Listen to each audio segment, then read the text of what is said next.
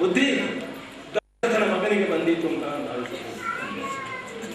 ನನ್ನನ್ನು ಕೊಲ್ಲತಕ್ಕ ಮತ್ಸರದ ಚೇಳು ಪರವೆಗಳ ಹಾವಿನಂತಿರುವ ದೀರ್ಘದಂಡವಾದ ಈ ಕೋದಂಡದಲ್ಲಿ ಬಂದಿತ್ತು ಅಂತ ನಾನು ಭಾವಿಸಲಿಲ್ಲ. ಆಜಾನುಬಾಹುವಾಗಿ ವಿಶಾಲಾಕ್ಷನಾಗಿ ಪಂಕಜನೇತ್ರನಾಗಿ ಹರಹಿದ ಎದೆಯುಳ್ಳವನಾಗಿ ಇರುವ ರಾಮನಲ್ಲಿ ವಾಲಿಯನ್ನು ಹೇಗಾದರೂ ಮುಗಿಸಿ ಸುಗ್ರೀವನ್ನು ದೊಡ್ಡದು ಮಾಡಿ ಹೀಗೆ ಮಾಡುವ ಹೀಗೆ ಖಂಡಿತು ಅಂತ ನಾನು ಎಣಿಸಲಿಲ್ಲ. ತರಣೆಪುರ ದರಸುಗಳು ಸುಂದರತರು ಶುದ್ಧ ವಿಶುದ್ಧ ಗುಣವಿದ್ದರು ನರಕಬೀತರು ಧನಕೃಪಾ ಸಾಗರರು ನೀರವರ ಅನ್ವಯದಲ್ಲಿ ಜನಿಸತಕ್ಕವನು ಹೇಳು.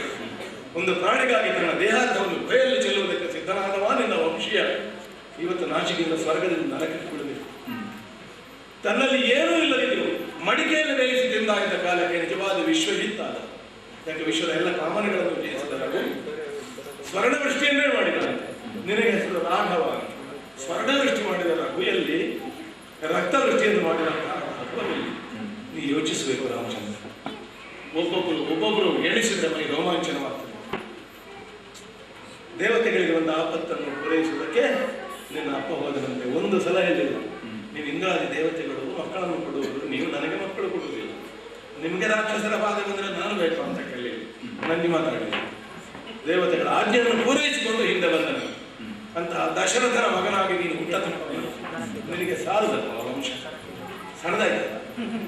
ಬೇರೆ ಒಂದು ಸೂರ್ಯವಂಶ ಉಂಟು ಅಂತ ಕಾಣುತ್ತೆ. ಈಗ ಮಿಶ್ರ ಆಗಿದೆ ಕಥೆಯಲ್ಲಿ. ಭವಿಷ್ಯ ಅದು ಬಿಟ್ಟು ಮಾಡಿದ್ದು ನೀವು ಅಸಮಂಜಸ. ಕಂಡವರ ಮಕ್ಕಳನ್ನು ಬಾವಿಗೆ ತಂದು ನಾಳೆ ನೋಡುವ ಹನಿನೇ ಜನರು ಕಲ್ಲು ನೋಡುವ ಶ್ರಾದ್ದಕ್ಕೆ ಅಂತ ತನ್ನ ಮಾಂಸವನ್ನು ದಾರಿಯಲ್ಲಿ ತಾನೇ ಶ್ರಾದ್ದ. ಹೀಗಿದ್ದ ವಂಶ ಸೂರ್ಯವಂಶದಲ್ಲಿ ಹುಟ್ಟಿದವನಾಗಿರಬೇಕು ನೀನು. ನಿನಗೆ ಹೌದಾಗಲಿ ಹಾಗೆ ತನ್ನ ನೆನೆಸುವಡೆ ರಘುಪೀಳಿಗೆ ರಾಯರ ಕೊಂದುದಿಲ್ಲ, ಮಗುಳವರ ಸತಿಯರಿಗೆ ತಪ್ಪಿದುದಿಲ್ಲ ಜಗವರಿಗೆ. ಮೃಗ ಕುಲೇಂದ್ರ ಪ್ರೀತಿ ಹಯರದರಿಗಿಡರು ಮಲಿಗಾಡ ದಿಕ್ಕಿನ ಬಳಿಯ ಬಗೆಯ ನಾನು ನಿನ್ನದಾಯಿತು. ನಾ ಏನು ಮಾಡಿದ್ದೇನೆ ನಿಮ್ಮ ವಂಶದವರಿಗೆ? 27 ತಲೆಮಾರಿನ ಹಿಂದೆ ನಿಮ್ಮ ಸಿಂಹಾಸನದ ಮುಂದೆ ಜುಟ್ಟು ಹಿಡಿದು ತಲೆ ಹಾರಿಸಿದ ರಾವಣ 20 ಮೀಸಲು ತುಪ್ಪ ತಾಗಿಸಿಕೊಂಡು ಕೂತಿದ್ದಾರೆ. ಅವನ ಸುದ್ದಿಗೆ ಹೋಗುವುದಿಲ್ಲ. ನೀವು ದಾರಿಯಲ್ಲಿ ಸಿಕ್ಕಿದ ನನ್ನಂತ ನಿನ್ನ ಹೆಂಡತಿಯನ್ನೇ ಅಲ್ಲಿ ಶೋಕ ತಪ್ತೆಯಾದವಳನ್ನು ಅಶೋಕವನದಲ್ಲಿ ಇಟ್ಟಿದ್ದಾರೆ. ಅಯೋಧ್ಯೆಯಲ್ಲೂ ನಿಮಗೊಂದು ವಿಹಾರಕ್ಕೆ ಅಶೋಕವನ ಇತ್ತಂತೆ. ಅವನನ್ನು ಎಂಥದ್ದು ಮಾಡುವುದಿಲ್ಲ. ದಾರಿಯಲ್ಲಿ ಸಿಕ್ಕಿದವರ ಸಮಸ್ಯೆಯನ್ನು ತೀರ್ಮಾನ ಮಾಡುವ ಸಾಮಾಜಿಕ ಕಾರ್ಯ ನಿನ್ನದಲ್ಲ. ದರೆಯೊಳಗೆ ಮೃಗಮಾಂಸ ಭೋಜನ ಕನಸುಗಳು ಮನಮಾಡುವುದು ನಿಷಿದ್ಧವಲ್ಲದೆ ಶಾಸ್ತ್ರವಿಹಿತವಲ್ಲೇ. ನೀವು ತಿನ್ನಬಹುದು ಮಾಂಸ, ತಿನ್ನುತ್ತೀನಿ ನೀನು ಅಂತ ಗೊತ್ತುಂಟು ನನಗೆ. ನಾವು ತಿನ್ನುವುದಿಲ್ಲ ಅಂತಲ್ಲ. ಮಾಂಸ ತಿನ್ನದವರು ತಿನ್ನುವವರನ್ನು ಆಕ್ಷೇಪಿಸುವರು, ಕುಡಿಯದವರು ಕುಡಿಯುವವರನ್ನು ಆಕ್ಷೇಪಿಸುವರು. ಕುಡಿದು ಉಪದ್ರ ಮಾಡಬೇಕು, ಗಲಾಟೆ ಮಾಡಬಾರ್ದು ಅಷ್ಟೇ. ಮಾಂಸ ತಿಂದವರು ಲೋಕಕ್ಕೆ ಉಪದ್ರ ಆಗಲ್ಲ. ಎಂಥದ್ದು ಕೂಡು, ಕಾಡು ಹಂದಿ, ಮುಳ್ಳು ಹಂದಿ, ಆಮೆ, ಮೊಲ, ಪಂಚಪಂಚನ ಕಾಪಕ್ಷ 5 ಪ್ರಾಣಿಗಳನ್ನು ನೀವು ತಿನ್ಬಹುದಂತೆ. 14 ಬೇರೆ ತಿನ್ನಬಹುದಾದ ಬಾರದಾದ್ದು ಮಂಗನ ಮಾಂಸವು ನಿಮಗೆ ಹರಿಕೆಯಲ್ಲಿ ದುಡ್ಡಿದ್ದೀವಿ. ಅದು ಕೆಲವರಿಗೆ ನಿಷಿದ್ಧ ವಸ್ತುವಿನ ಹರಿಕೆಯ ಮಟ್ಟಿಗೆ ಅದು ಮಾಡಬಹುದು ಅಂತ. ಮಂಗನ ಮಾಂಸ ತಿಂತೇನೆ ಅಂತ ರಂಗನಾಥ ದೇವರಿಗೆ ಹರಿಕೆ ಹೇಳಿದ್ದೇನೆ ಅಂತ ನನ್ನ ಹತ್ರ ಹೇಳಿದ್ದೇನೆ. ಖಂಡವಿದಕ್ಕೋ ಮಾಂಸವಿದಕ್ಕೋ ಅಂತ ಗುಂಡಿಗೆಯಿಂದ ಬಿದ್ದು ನಂತರ ರಕ್ತವನ್ನು ಬಸಿದು ಕೊಡುತ್ತಿದ್ದೆ. ಇಡೀ ದೇಹವನ್ನೇ ನಿನ್ನ ನಿಲೀಪ ಕೊಟ್ಟಾಗ ನಾನು ನಿನಗೆ ಕೊಡ್ತಿದ್ದೆ. ಅವಕಾಶವನ್ನು ಕೊಡಲಿಲ್ಲ. ಕಳಗವನ್ನು ಬಗೆಯನ್ನು ಸೂಚಿಸಲೆರದು ತರಿಸಲೇ ಎನ್ನಬಾರದು. ಹೆಂಡತಿಯನ್ನು ಕಳ್ಕೊಂಡು ಎಷ್ಟು ತಲೆ ಹಾಳಾಗಬಾರ್ದು. ಏನು ಯಾರಿದ್ದಾರೆ ಬಲವಂತರು, ಯಾರಲ್ಲಿ ಮಿತ್ರತ್ವ ಮಾಡಬೇಕು ಅಂತ ಸ್ವಲ್ಪ ಆಲೋಚನೆ. ವಾಲಿ ಹೀಗಾಗಿ ಹೋಯಿತು. ಪ್ರಾರ್ಥನೆ ಬೇಡ, ಅದರಿಂದ ಮರ್ಯಾದೆ ಕಡಿಮೆ ಆಗ ಅಭಿನಯ ಸಾಕು. ಇಷ್ಟು ಹೇಳಿದ್ರೆ ಬೆಳೆದಷ್ಟು ಬೆಳೆಸಿ ನನ್ನ ಬಾಲವನ್ನು ಬೆಳೆಸಿ ತ್ರಿಕೂಟ ಹಾಕೋದು ನಿನ್ನ ಕಾಲವನ್ನು ಮೇಲಿಸ್ತೀನಿ. ಅಲ್ಲ, ನನ್ನ ಬಾಲನಾದ ಅಂಗದನ್ನು ಕಳಿಸಿದ್ರು ಸಾಗಿತ್ತು. ನಡುಗುತ್ತಾ ಬೆವರಿಸಿ ರಕ್ತವೇ ಬೆವರಾಗಿ ಕಂಗಾಲಾಗಿ ರಾವಣ ಏನಪ್ಪಣೆ ಸ್ವಾಮಿ ಅಂತ ಕೇಳ್ತೀನಿ. ನೀನು ಹಾಗೆ ಮಾಡಲಿಲ್ಲ. ಇವನು ನಿನಗೆ ಸಹಾಯ. ಸುಗ್ರೀವನನ್ನು ಸೇರಿ ವಾಲಿಯನ್ನು ಕೊಂದರು, ಸುಗ್ರೀವನನ್ನು ಬಲಪಡಿಸಿ ರಾವಣನು ಕೊಲ್ಲುವುದು. ಸಾಗರವ ದಾಟುವಡೆ ಹರಿಬೋದು ಹಂಗುಗಳು. ಅಪ್ಪ ಮಗನಿಗೆ ಹೇಳಿದ್ದಾನಂತೆ, ಕಷ್ಟಪಟ್ಟು ದುಡಿಬೇಕು, ಸುಲಭದಲ್ಲಿ ಯಾವುದೂ ಆಗುವುದಿಲ್ಲ. ಅಂಗಳದಲ್ಲಿ ಬದನೆಕಾಯಿಯನ್ನು ಕೊಲ್ಲಿಕ್ಕೆ ಕೈಯಲ್ಲಿ ಇರಲಿಲ್ಲ. ಅಪ್ಪ ಹೇಳಿದ್ದಾನೆ ಕೊಡಬೇಕು. ದೂರ ಹೋದ ದೋಟಿಯಲ್ಲಿ ಅಪ್ಪ ಹೇಳಿದ್ದಾನಲ್ಲ, ಬೆವರಿಸಬೇಕು. ಸುಲಭದಲ್ಲಿ ಆಗುವುದಕ್ಕೆ ಹೇಳಿದ್ದಲ್ಲ ಪುಣ್ಯಾತ್ಮ, ಅದು ಕಟ್ಟದಲ್ಲಿ ಆಗುವುದಕ್ಕೆ ಬಕಬಂಧ ನ್ಯಾಯ ಮಾಡಿ ಬಳಿದಾನೆ. ಕೊಕ್ಕರೆಯನ್ನು ಹಿಡಿಲಿಕ್ಕೆ ಏನು ಉಪಾಯ ಅಂತ ದೊಡ್ಡ ವಿದ್ವಾಂಸರಲ್ಲಿ ವಿದ್ವಾಂಸರಂದ್ರೆ ಹಾಗೆ ಹಾಕಿದ ಬಾಗಿಲಿನಲ್ಲಿ ಬೆಕ್ಕಿಗೆ ಬರಲಿಕ್ಕೆ ಅಂತ ಒಂದು ಬಾಗಿಲಿಟ್ಟಿದ್ದಾರೆ. ಬೆಕ್ಕಿನ ಮರಿಗೆ ಬರಲಿಕ್ಕೆ ಅಂತ ಇನ್ನೊಂದು ಬಾಗಿಲು ಮಾಡಿದ್ದಾರೆ. ಆ ದೊಡ್ಡದಲ್ಲಿ ಮರಿಯು ಬರ್ತದೆ ಅಂತ ತಲೆಯಲ್ಲಿ ಹೆಚ್ಚು ಬುದ್ಧಿವಂತಿಕೆ ಉಪಯೋಗಿಸ. ಕೊಕ್ಕರೆಯನ್ನು ಹಿಡಿಯುವ ಉಪಾಯ ನಾನು ಹೇಳ್ತೇನೆ ಅಂತ ಒಬ್ಬ ಘನ ವಿದ್ವಾಂಸ ಹೇಳಿದ್ದಾರೆ, ಮೀಮಾಂಸ ಪಂಡಿತ.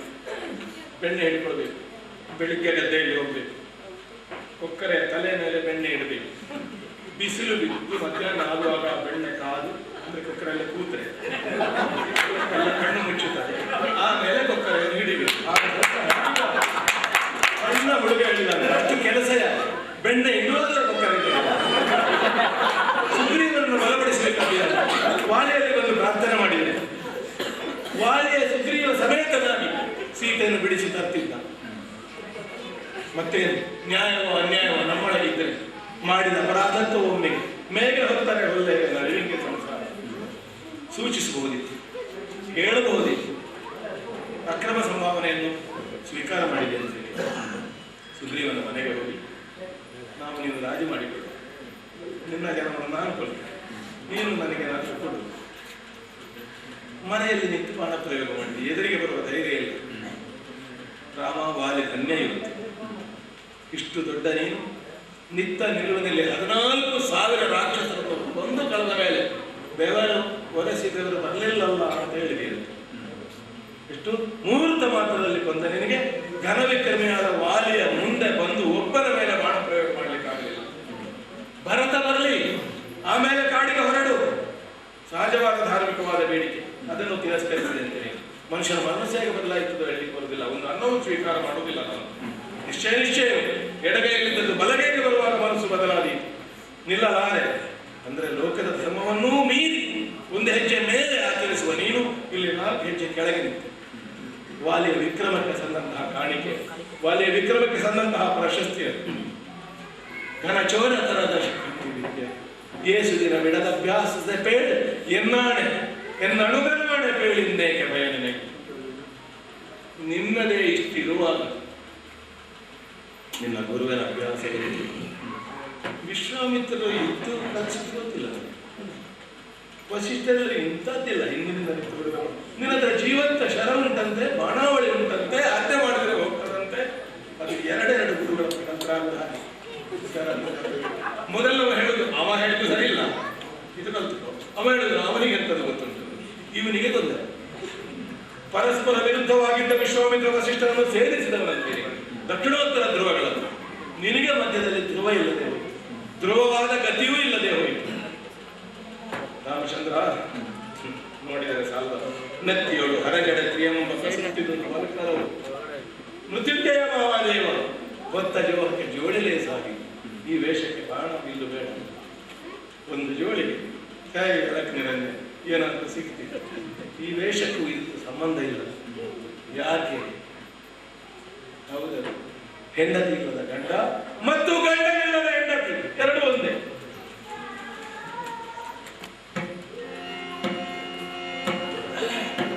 ಗಂಡನಿಲ್ಲದ ಎಂಡಿದಂತೆ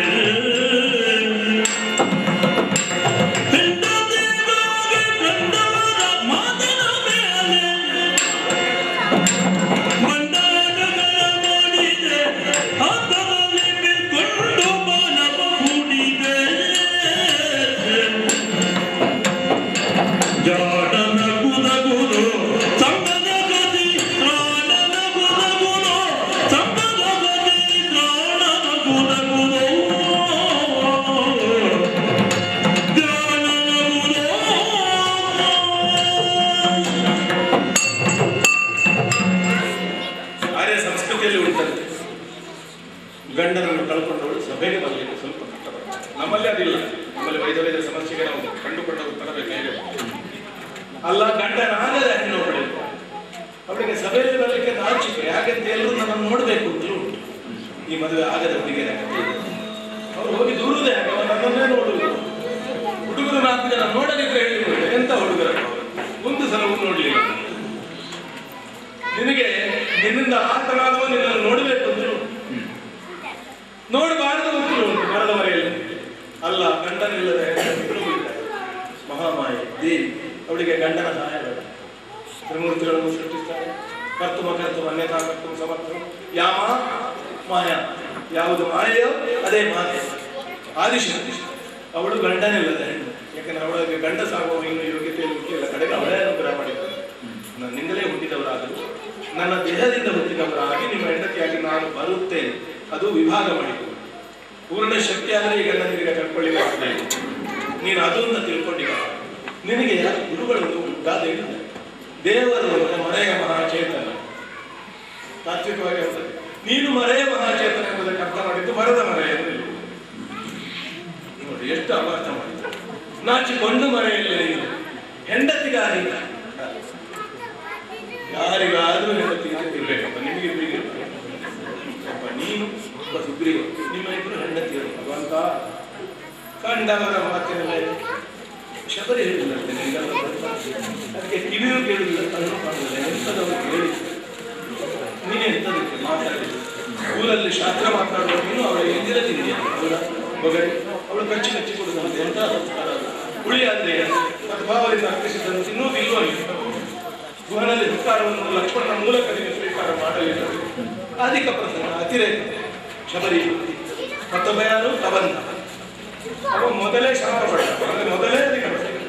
ಮತ್ತೆ ಶಾಪ ಹೋದ ಮೇಲೆ ಅವಾಗ ಮೊದಲಿದ್ದ ಮತ್ತೊಬ್ಬ ಒಳ್ಳೆಯ ಹನುಮಂತ ಬ್ರಹ್ಮಚಾರಿ. ಅವ ಬ್ರಹ್ಮಚಾರಿ ಆಗಲೇಬೇಕು. ಯಾಕಂದ್ರೆ ಪ್ರಾಯ ಬರುವಾಗ ಶಾಪ ಹುಚ್ಚಿಡಿ. ಪ್ರಾಯ ಕಳೆದ ಮೇಲೆ ಈಗ ಏನು ಮಣ್ಣನಿಂದ ಹುಚ್ಚಿ ಬಿಟ್ಟಿದೆ ಯಾರದೋ ಸಂಸರ್ಗದೆ. ಈಗ ಹೆಣ್ಣು ಬಿಡಲಿಕ್ಕೆ ಜನ ಬ್ರಹ್ಮಚಾರಿ. ಇನ್ನು ಯಾವಾಗಲೂ ಬ್ರಹ್ಮಚಾರಿ. ಮತ್ತೊಬ್ಬ ಸುಗ್ರೀವ. ಕಂಡವರ ಮಾತಿನ ಮೇಲೆ ಬಂಡಾಟಗಳ ಮಾಡಿ ಹತ್ತದಲ್ಲಿ ಬಿಲ್ಗೊಂಡು ಮಾಡುವವರಿಗೆ ಜೋಡಾಗಿದ್ದ ಗಂಡು ಸುತನ ನೋಡಿದೆ.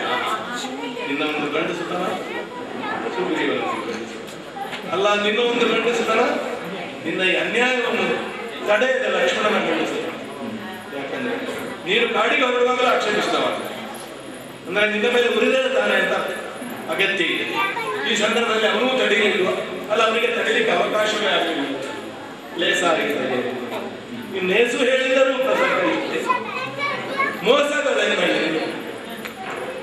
ರಾಮಚಂದ್ರ ಒಬ್ಬ ವಾಲಿಯ ಪ್ರಶ್ನೆ ಅಲ್ಲ. ಲೋಕದಲ್ಲಿ ಹೀಗೆ ವಂಚನೆಯ ವಧೆಗೆ ಒಳಗಾಗುವ ಕೋಟಿ ಕೋಟಿ ವಾಲಿಗಳಿದ್ದಾರೆ. ಇನ್ನೆಷ್ಟು ವಾಲಿಗಳು ಬರಲಿಕ್ಕಿದ್ದಾರೆ. ಅಲ್ಲ, ನಿನಗಾಗದ ರಾವಣ ಇದ್ದಾನೆ. ಅವನನ್ನು ಕೊಲ್ಲಿಕ್ಕೆ ನಿನಗೆ ಸುಗ್ರೀವನ ಸೈನ್ಯ. ಸ್ನಾನ ಮಾಡುವಾಗ ನಿದ್ರೆ ಮಾಡುವಾಗ ರಾವಣ ಎಲ್ಲ ಹೋಗಿ ಇಂಥದ್ದೇ ಉದ್ದು ಬಿಡುದು ಅವನ ಮೇಲೆ.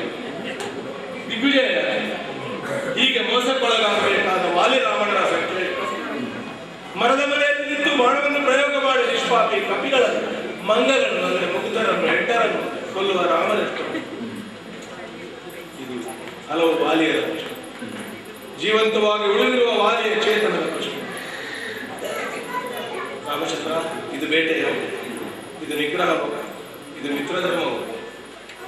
ನಿನಗೇನು ವಿಷಯ ಇರಲಿ, ನಿನಗೇನು ಸಂಬಂಧ ಇದೆ? ಸಾವಿರ ಜಗಳ ಇರ್ಬೋದು ಲೋಕದಲ್ಲಿ.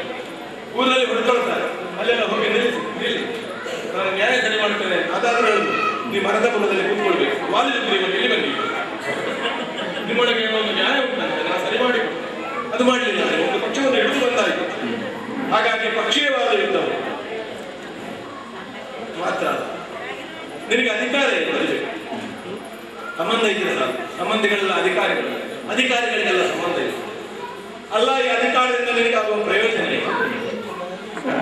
ಮಾತ್ರ ನೀನು ಅನುಸರಿಸಿದ ವಿಧಾನ ಸರಿ. ನನ್ನ ಬೇಡ, ನಾನು ನಿನಗೆ ಶತ್ರು. ನಿನ್ನಾಣೆ ನೀನು ಹಾಕೊಳ್ಳಿಕ್ಕೆ. ದಶರಥನಾಣೆ, ಕೌಸಲ್ಯ ಸುಮಿತ್ರೆ ಕೈಕೇಯನಾಣೆ ಬೇಡ. ಅಮಂಗಲ ಅಂತ ಆಕ್ಷೇಪ ಬಂದಿದೆ. ರಾವಣನಾಣೆ ಹಾಕಲಿಕ್ಕೆ ನನಗೆ ಮನಸ್ಸಿಲ್ಲ, ಬೇಡ. ನನಗೂ ನಿನಗೂ ಇಬ್ಬರಿಗೂ ಒಂದೊಂದು ಅರ್ಥದಲ್ಲಿ ಪೂಜ್ಯರು ಆರಾಧ್ಯರು ಆರಾಧ್ಯವಾದಂತಹ ಒಬ್ಬ ವ್ಯಕ್ತಿ ಇದ್ದಾರೆ. ನಿನ್ನ ಹೆಸರು ಹೇಳಿಕೊಂಡು ರಾಕ್ಷಸನ ಆ ಸೆರೆಯಲ್ಲಿ ಕೂತಿದ್ದಾಳಲ್ಲ, ಕಣ್ಣೀರಿಳಿಸಿಕೊಂಡು ಆ ಪಾಪದ ಜನಕನ ಮಗಳು ಸೀತಾದೇವಿಯಾದ ಹೀಗೆ ಮಾಡಿ ಅಲ್ಲಿ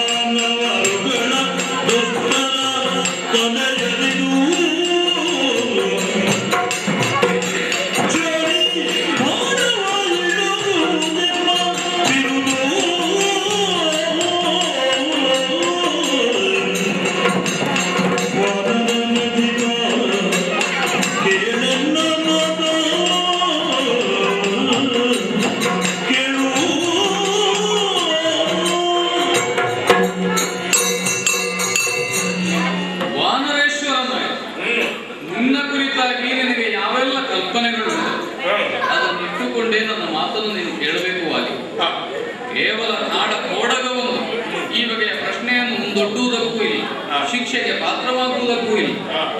ವಾನರೇಶ್ವರನಾಗಿ ಇಂದ್ರ ಸಂಭೂತನಾಗಿ ಎರಡೂ ಹೊಣೆಯುಂಟು ನಿನಗೆ. ಸುಮ್ಮನೆ ಮರದಿಂದ ಮರಕ್ಕೆ ಲಂಘಿಸುವ ಕಪಿಯಾಗಿ ಅಲ್ಲ, ವಾನರರಿಗೆಲ್ಲ ಅಧಿಕಾರಿಯಾಗಿ, ಒಂದರ್ಥದಲ್ಲಿ ಅರಸೊತ್ತಿಗೆಯನ್ನು ಹೊಂದಿದವನಾಗಿ, ಅವರಿಗೆಲ್ಲ ಕ್ಷೇಮವನ್ನುಂಟು ಮಾಡಬೇಕಾದಂತಹ ಆಡಳಿತದ ಹೊಣೆಯನ್ನು ಹೊತ್ತವನಾಗಿ ನನ್ನ ಮಾತನ್ನು ನೀನು ಲಾಲಿಸಬೇಕು. ಸಂಧ್ಯಾವಂದನೆಯನ್ನು ಮಾಡಿ, ವಿವಾಹವೇ ಮೊದಲಾದಂತಹ ಸಂಪ್ರದಾಯಗಳನ್ನು ಪಾಲಿಸಿ, ಅಣ್ಣ ತಮ್ಮ ತಂದೆ ತಾಯಿ ಸಂಬಂಧಗಳನ್ನು ಹೊಂದಿರುವ ಸಂಸ್ಕಾರವಂತರಾದ ಕಪಿಗಳ ಅರ್ಥಾತ್ ನಾಯಕನಾಗಿ ಇಂದ್ರಾಂಶದಿಂದ ಹುಟ್ಟಿದವನಾಗಿ ದೇವತೆಗಳ ದೇಣಿಗೆ ವಾನರೇಶ್ವರನಾಗಿ ಹೊತ್ತ ಹೊಣೆ ಇದೆರಡನ್ನೂ ಹೊಂದಿದವನಾಗಿ ನನ್ನ ಮಾತನ್ನು ನೀನು ಕೇಳಬೇಕು. ಆಕ್ಷೇಪದ ಮೇಲೆ ಆಕ್ಷೇಪವನ್ನೇ ರಾಮನ ಕುರಿತಾಗಿ ಒಡ್ಡಿದೆ. ಇದಕ್ಕೆಲ್ಲ ಕಾರಣವಾದವು ನಿನಗುಂಟಾದಂತಹ ದೇಹಖಂಡ. ಈಗ ನೆತ್ತಲು ಹರಿಯುತ್ತಾ ಇರುವ ಕಾಲಕ್ಕೆ ಮರಣೋನ್ಮುಖನಾಗಿದ್ದೇನೆ ಎನ್ನುವ ಚಿಂತೆ ನನ್ನನ್ನು ಆಕ್ಷೇಪಿಸ್ತಾ ಇತ್ತು. ನಾನು ಅಯೋಧ್ಯೆಯಲ್ಲಿ ಹೇಗೆ ವ್ಯವಹರಿಸಿದೆ, ನಾಟಕಾವಧಿ ಹೇಗಾಯಿತು, ನನ್ನ ಅಭಿಯಾನದ ಉದ್ದಕ್ಕೂ ನಾನು ಯಾವ ಬಗೆಯಲ್ಲಿ ಪ್ರವರ್ತಿಸಿದೆ, ಇದು ಯಾವುದು ಬೀಳುವಲ್ಲಿಯವರೆಗೆ ವಾಲಿಗೆ ಪ್ರಶ್ನೆಯಾಗಿರಲೇ ಇಲ್ಲ. ಇದರ ಕುರಿತಾಗಿ ನೀನು ಚಿಂತಿಸಿದ್ದು ಇಲ್ಲ. ಈಗ ನಿನ್ನ ಮೇಲೆ ಅಸ್ತ್ರ ಪ್ರಯೋಗ ಮಾಡಿದ್ದೇನೆ ಎನ್ನುವಾಗ ರಾಮನ ಜೀವನದಲ್ಲಿ ನಡೆದಂತಹ ಎಲ್ಲ ಘಟನೆಯನ್ನು ಇದಕ್ಕೆ ಪೋಣಿಸಿ ಸಂಬಂಧವನ್ನು ಕಲ್ಪಿಸಿ ಆಕ್ಷೇಪಿಸುವುದಕ್ಕೆ ತೊಡಗಿದ್ದೆ. ಅದು ಯಾವುದಕ್ಕೂ ಉತ್ತರಿಸುವುದಕ್ಕೆ ನಾನು ನಿನಗೆ ಬಾಧ್ಯನಲ್ಲ. ಆದ್ರೆ ನಿನ್ನ ಆಕ್ಷೇಪ ಇರುವುದು ನಿನಗಾದಂತಹ ನೋವಿಗೆ ಪ್ರತಿಕ್ರಿಯೆ ಏನು ಎಂಬ ನಿರೀಕ್ಷೆಯಿಂದ ಮಾತ್ರ. ಆದ್ರಿಂದಲೇ ಈ ಕಾಲಕ್ಕೆ ವಾನರೇಶ್ವರನಾಗಿ ನೀನು ಹೊರಬೇಕಾದಂತಹ ಹೊಣೆ ಸೀಮಿತವಾದದ್ದೇ ಆದರೂ ಕ್ಷೇಮಕರವಾಗಿರಬೇಕು ಲೋಕಕ್ಕೆ.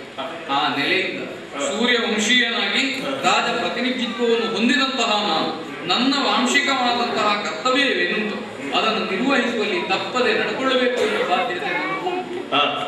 ಹಾಗಾಗಿ ನಿನ್ನ ಜರೆಯುವಿಕೆಯ ಮಾತುಗಳೇನಿವೆಯೋ ವ್ಯಕ್ತಿಗತವಾಗಿ ನನ್ನನ್ನು ನೋಯಿಸುವುದಕ್ಕಲ್ಲ ಅಂತ ನಾನು ಬಲ್ಲೆ. ಮಾತ್ರವಲ್ಲ, ನಾನು ನೊಂದುಕೊಳ್ಳುವುದಕ್ಕೂ ಇಲ್ಲ. ಒಂದು ವೇಳೆ ರಾಮನಿಗೆ ಈ ಮಾತುಗಳಿಂದ ನೋವಾಗುತ್ತದೆ ಅಂತಾದರೆ ಆಗ ನಾನು ಅಪರಾಧಿಯಾಗುತ್ತೇನೆ, ತಪ್ಪಿತಸ್ಥನಾಗ್ತೇನೆ. ಪ್ರಜ್ಞಾಪರಾಧ ನನ್ನಲ್ಲಿ ಯಾವ ವ್ಯವಹಾರವನ್ನು ಹೇಗೆ ಮಾಡಬೇಕು ಅಂತ ನಾನು ಸಂಕಲ್ಪಿಸಿದ್ದೇನೋ ಇದು ಸರಿ ಎನ್ನುವ ನಿರ್ಣಯವನ್ನು ಮಾಡಿದ್ದೇನೆ. ಅದಕ್ಕನುಸಾರವಾಗಿ ಈ ಪ್ರಕರಣದಲ್ಲಿ ವ್ಯವಹರಿಸಿದ್ದೇನೆ. ನೀನು ಕೇಳಿದರು ಸೂರ್ಯವಂಶೀಯರಾದಂತಹ ನಮಗೆ, ಕ್ಷತ್ರಿಯರಾದಂತಹ ನಮಗೆ ವಿಶೇಷವಾದ ಹೊಣೆಯು. ಯಾರು ಆರ್ತರಿದ್ದಾರೆ, ನೊಂದವರಿದ್ದಾರೆ, ಕ್ಷತಾತ್ರಾಯತೆ, ಇದು ಕ್ಷತ್ರಿಯನಾದವ ಹೊಣೆ. ಆ ಪ್ರತಿಜ್ಞೆಯನ್ನು ಕೈಗೊಂಡೇ ನಾವು ಆಯುಧ ಗ್ರಹಣವನ್ನು ಮಾಡ್ತೇವೆ, ಗುರುಗಳಿಂದ ಸುರಪದೇಶವನ್ನು ಹೊಂದುತ್ತೇವೆ. ಸೂರ್ಯವಂಶೀಯರು ನಾವು.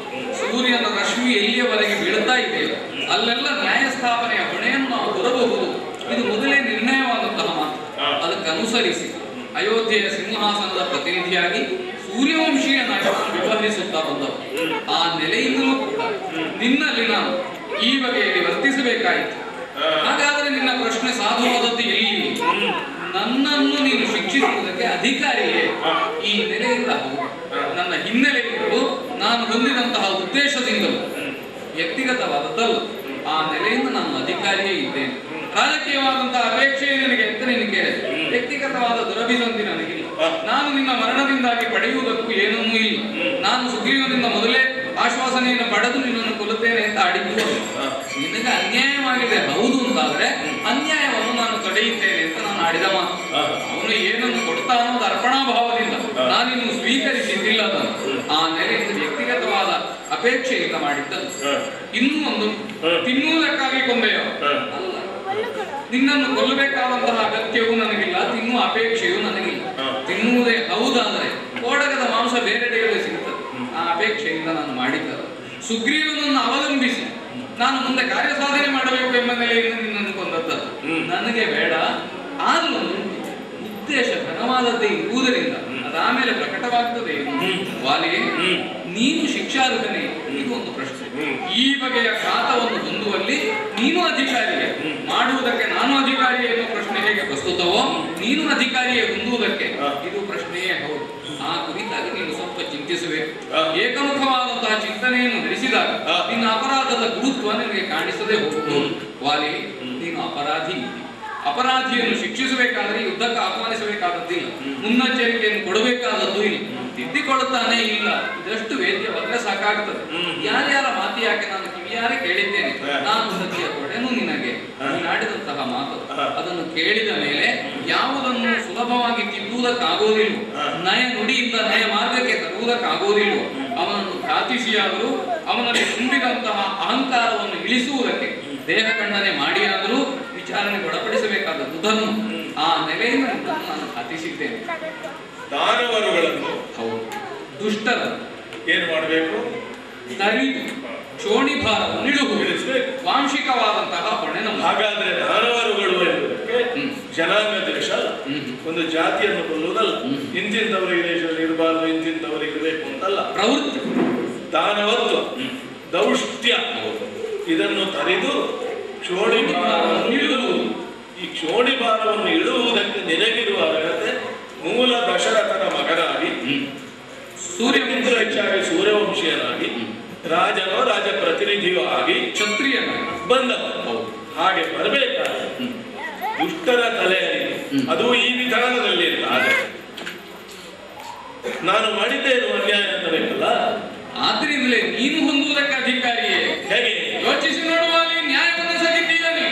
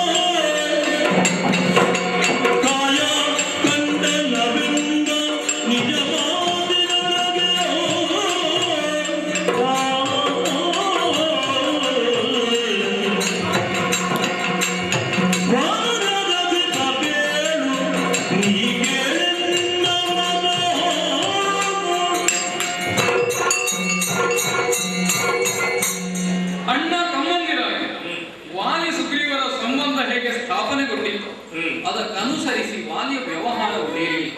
ದಾನವತ್ವವನ್ನೇ ನಿನ್ನ ವರ್ತನೆಯಲ್ಲಿ ನೀನು ಪ್ರಕಟಿಸಿದೆ. ಆ ನೆಲೆಯಿಂದ ಆಲೋಚಿಸಿದರೆ ಸುಗ್ರೀವನ ಕುರಿತಾಗಿ ನೀನು ಹೇಗೆ ವ್ಯವಹರಿಸಿದ್ದಿ ಇದು ನ್ಯಾಯಬದ್ಧವಾದದ್ದಲ್ಲ ಎನ್ನುವ ನಿರ್ಣಯಕ್ಕೆ ನಾವು ಬರುವುದಕ್ಕಾಗ್ತದೆ. ವಾಲಿ ಕೇವಲ ಮಂಗನಾದರೆ ಸತಿ ಪತಿ ಈ ಸಂಬಂಧ ಇರುವುದಕ್ಕೆ ಯಾವ ಹೆಣ್ಣೋ ಯಾವ ಗಂಡೋ ಯಾವ ಬಗೆಯಿಂದಲೂ ಸಂಬಂಧ ಹೊಂದುವುದಕ್ಕಾಗ್ತದೆ. ಆದರೆ ಆ ಮೃಗೀಯತೆಯಿಂದ ದಾಟಿ ನಾಗರಿಕ ಜೀವನವನ್ನು ಹೊಂದಿದವರು ನೀವು, ಸಂಪ್ರದಾಯವನ್ನು ಪಾಲಿಸುವವರು ನೀವು, ಶಾಸ್ತ್ರಕ್ಕೆ ಬೆಲೆ ಕೊಡುವವರು ನೀವು. ಅಣ್ಣ ತಮ್ಮ, ತಂದೆ ತಾಯಿ, ವಿವಾಹ ವಿಧಿ ಈ ಎಲ್ಲ ಬಗೆಯಿಂದ ಒಂದರ್ಥದಲ್ಲಿ ನಾಗರಿಕರಾಗಿ ಕಾಣಿಸಿಕೊಂಡವರು. ಅಂತಹ ನೀವು, ನಿನ್ನ ಪತ್ನಿಯಾದಂತಹ ತಾರೆ ನೀನು, ಸುಗ್ರೀವನ ಪತ್ನಿಯಾದಂತಹ ರುಮೆ ಒಂದೇ ಮನೆಯಲ್ಲಿ ಅಣ್ಣ ತಮ್ಮಂದಿರಾಗಿ ಪ್ರೀತಿಪೂರ್ವಕವಾಗಿ ಬಾಳಿದವರು. ತಮ್ಮನನ್ನು ಮಗನೆಂದು ಭಾವಿಸಬೇಕು. ಅಂತೆ ಅಣ್ಣನಾದವನು ಪಿತೃ ಸದೃಶವಾದ ವ್ಯಕ್ತಿತ್ವವನ್ನು ಹೊಂದಿರಬೇಕು. ಅದೇ ಬಗೆಯಿಂದ ತಮ್ಮನ ಪತ್ನಿ ಮಗಳಿಗೆ ಸಮಾನವೆಂದೇ ತಿಳಿಯಬೇಕು. ಆದರೆ ನೀನು ಮಾಡಿದೆ ಸುಗ್ರೀವ ಎಸಗಿದ್ದಾನೆ ಎನ್ನಲಾದಂತಹ ಒಂದು ವರ್ತನೆಗೆ ಪ್ರತಿಯಾಗಿ ಅವನ ಪತ್ನಿಯನ್ನು ಬಲಾತ್ಕಾರದಿಂದ ನಿನ್ನ ವಶದಲ್ಲಿ ಇಟ್ಟುಕೊಂಡಿ. ಹೇಳಬಹುದು, ನಾನು ಅವಳನ್ನು ಮುಟ್ಟಲಿಲ್ಲ. ಮುಟ್ಟುವುದು ಅಂದ್ರೆ ಶಾಬ್ದಿಕ ಅರ್ಥದಲ್ಲಿಯೇ ಆಗಬೇಕಾದದ್ದಿಲ್ಲ. ಸುಗ್ರೀವನ ಜೊತೆಯಲ್ಲಿ ಇರಬೇಕು ಎನ್ನುವ ನೆಲೆಯಿಂದ ವಿವಾಹ ಬಂಧನದಲ್ಲಿ ಅವರನ್ನು ಜೋಡಿಸಿದಂತಹ ನೀನು ಆ ವಿವಾಹ ವಿಚ್ಛೇದನವನ್ನು ಕಲ್ಪಿಸಿದೆ. ಮಾತ್ರವಲ್ಲ, ನಿನ್ನ ಕಕ್ಷೆಯಲ್ಲಿ ನಿನ್ನ ರಕ್ಷೆಯಲ್ಲಿ ಭೂಮಿಗೆ ಇದ್ದಾಳೆ ಎನ್ನುವುದು ಲೋಕವಿಹಿತವಾಗಿದೆ. ಸುಗ್ರೀವನಿಂದ ಆದ ಅನ್ಯಾಯವೋ ಅಧರ್ಮವೋ ನೀನು ಸ್ಥಾಪಿಸುವ ಹಾಗೆ ಅಥವಾ ಹೇಳುವುದಕ್ಕೆ ತೊಡಗಿದ ಹಾಗೆ ಎಷ್ಟು ಗಹನವಾದದ್ದೇ ಆದರೂ ಕ್ಷಮಿಸಬೇಕಾದವ ನೀನೇ ಹೊರತು ಸುಗ್ರೀವನಲ್ಲ. ಆ ನೆಲೆಯಿಂದ ತಮ್ಮನ ಸತಿಯ ಮುಟ್ಟುವುದು ನ್ಯಾಯವೇ?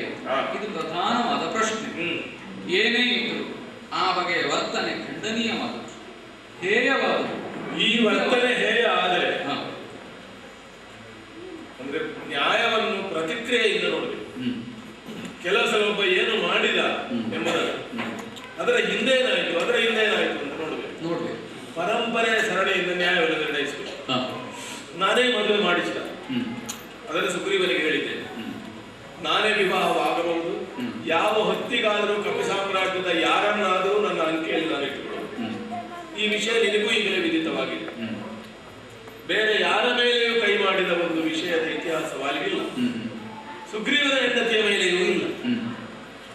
ಇಷ್ಟು ಪ್ರಬಲವಾದಂತಹ ಒಂದು ನೀರೇ ಹೇಳುವಂತೆ ವಿರುದ್ಧವಾದ ವರ್ತನೆ. ಕಾಮದಿಂದ ಕ್ರೋಧ ಲೋಕ ಸಹಜ, ಕ್ರೋಧದಿಂದ ಕಾಮ ಅದು ಪ್ರಚೋದಿತ. ನ್ಯಾಯನಿಷ್ಠನಾದ ನೀನು ಇದು ನ್ಯಾಯವೇ? ತಮ್ಮನ ಸತಿಯ ಮುಟ್ಟುವುದು ಯಾವುದೇ ಅರ್ಥದಲ್ಲಿ ಪ್ರತ್ಯೇಕಿಸುವುದು, ಪ್ರತ್ಯೇಕಿಸಿ ಅವನು ಮುಟ್ಟದಂತೆ ಮಾಡುವುದು ಮುಟ್ಟುವಿಕೆಯೇ ಎಂಬ ನೆಲೆಯಲ್ಲಿ ನೀನು ಹೇಳುವುದಾದರೆ ಈ ವರ್ತನೆಗೆ ಕಾರಣರಾಗಿದ್ದ ವಾಲಿಯ ವರ್ತನೆಗೆ ಏನು ಸುಗ್ರೀವ ಏನು ಮಾಡಿದರು? ನೀನು ನಿನ್ನ ನೆಲೆಯಲ್ಲಿ ಯಾವುದು ಉನ್ನತವಾದ ನಿನ್ನ ಸೂರ್ಯವಂಶದ ನೆಲೆಯಲ್ಲಿ ಸುಗ್ರೀವನಿಗೂ ಒಂದು ಶಿಕ್ಷೆ ಮಾಡಿ ಬರಬೇಕಿತ್ತಲ್ಲ. ಪ್ರಚೋದನೆ ಸುಗ್ರೀವನಿಂದ ದೊರೆತಿದೆ ಅಂತ ನಿನ್ನ ಆಕ್ಷೇಪ. ಏನದು ಪ್ರಚೋದನೆ ನಿನಗೆ ದೊರೆತು? ಅವ ಮಾಡಿದ್ದೇನು ಅಂತ ನಿನಗೆ ಗೊತ್ತುಂಟಲ್ಲ ಕಥೆ ಉಂಟಯ್ಯ. ಆದ್ರೆ ನಿನ್ನ ಆಕ್ಷೇಪ ಯಾವುದಕ್ಕೆ? ನನ್ನ ಆಕ್ಷೇಪ ಮಾಡಿದ ಭ್ರಾತೃದ್ರೋಹ, ರಾಜ್ಯದ್ರೋಹ, ಸಂಸಾರದ್ರೋಹ. ನಿನ್ನ ಮರಣವನ್ನು ಶಂಕಿಸಿ ಕಿಷ್ಕಿಂಧೆಗೆ ಮರಳಿದ ಸುಗ್ರೀವ ತಾನಾಗಿಯೇ ಸಿಂಹಾಸನವನ್ನು ಏರಿದ್ದಿಲ್ಲ.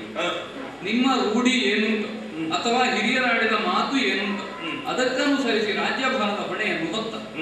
ಅಣ್ಣ ಮೃತನಾದಲ್ಲಿ ಪತ್ನಿಯನ್ನು ಕೂಡುವುದು ಅಪರಾಧವಲ್ಲ, ಇದು ರೂಢಿಯಿಂದ ನಿಮ್ಮವರೇ ಹೇಳಿಕೊಟ್ಟಂತಹ ವಿಷಯ. ಅದನ್ನು ಅನುಸರಿಸಿ ಸುಗ್ರೀವ ತಾರೆಯನ್ನು ಹೊಂದಿದ.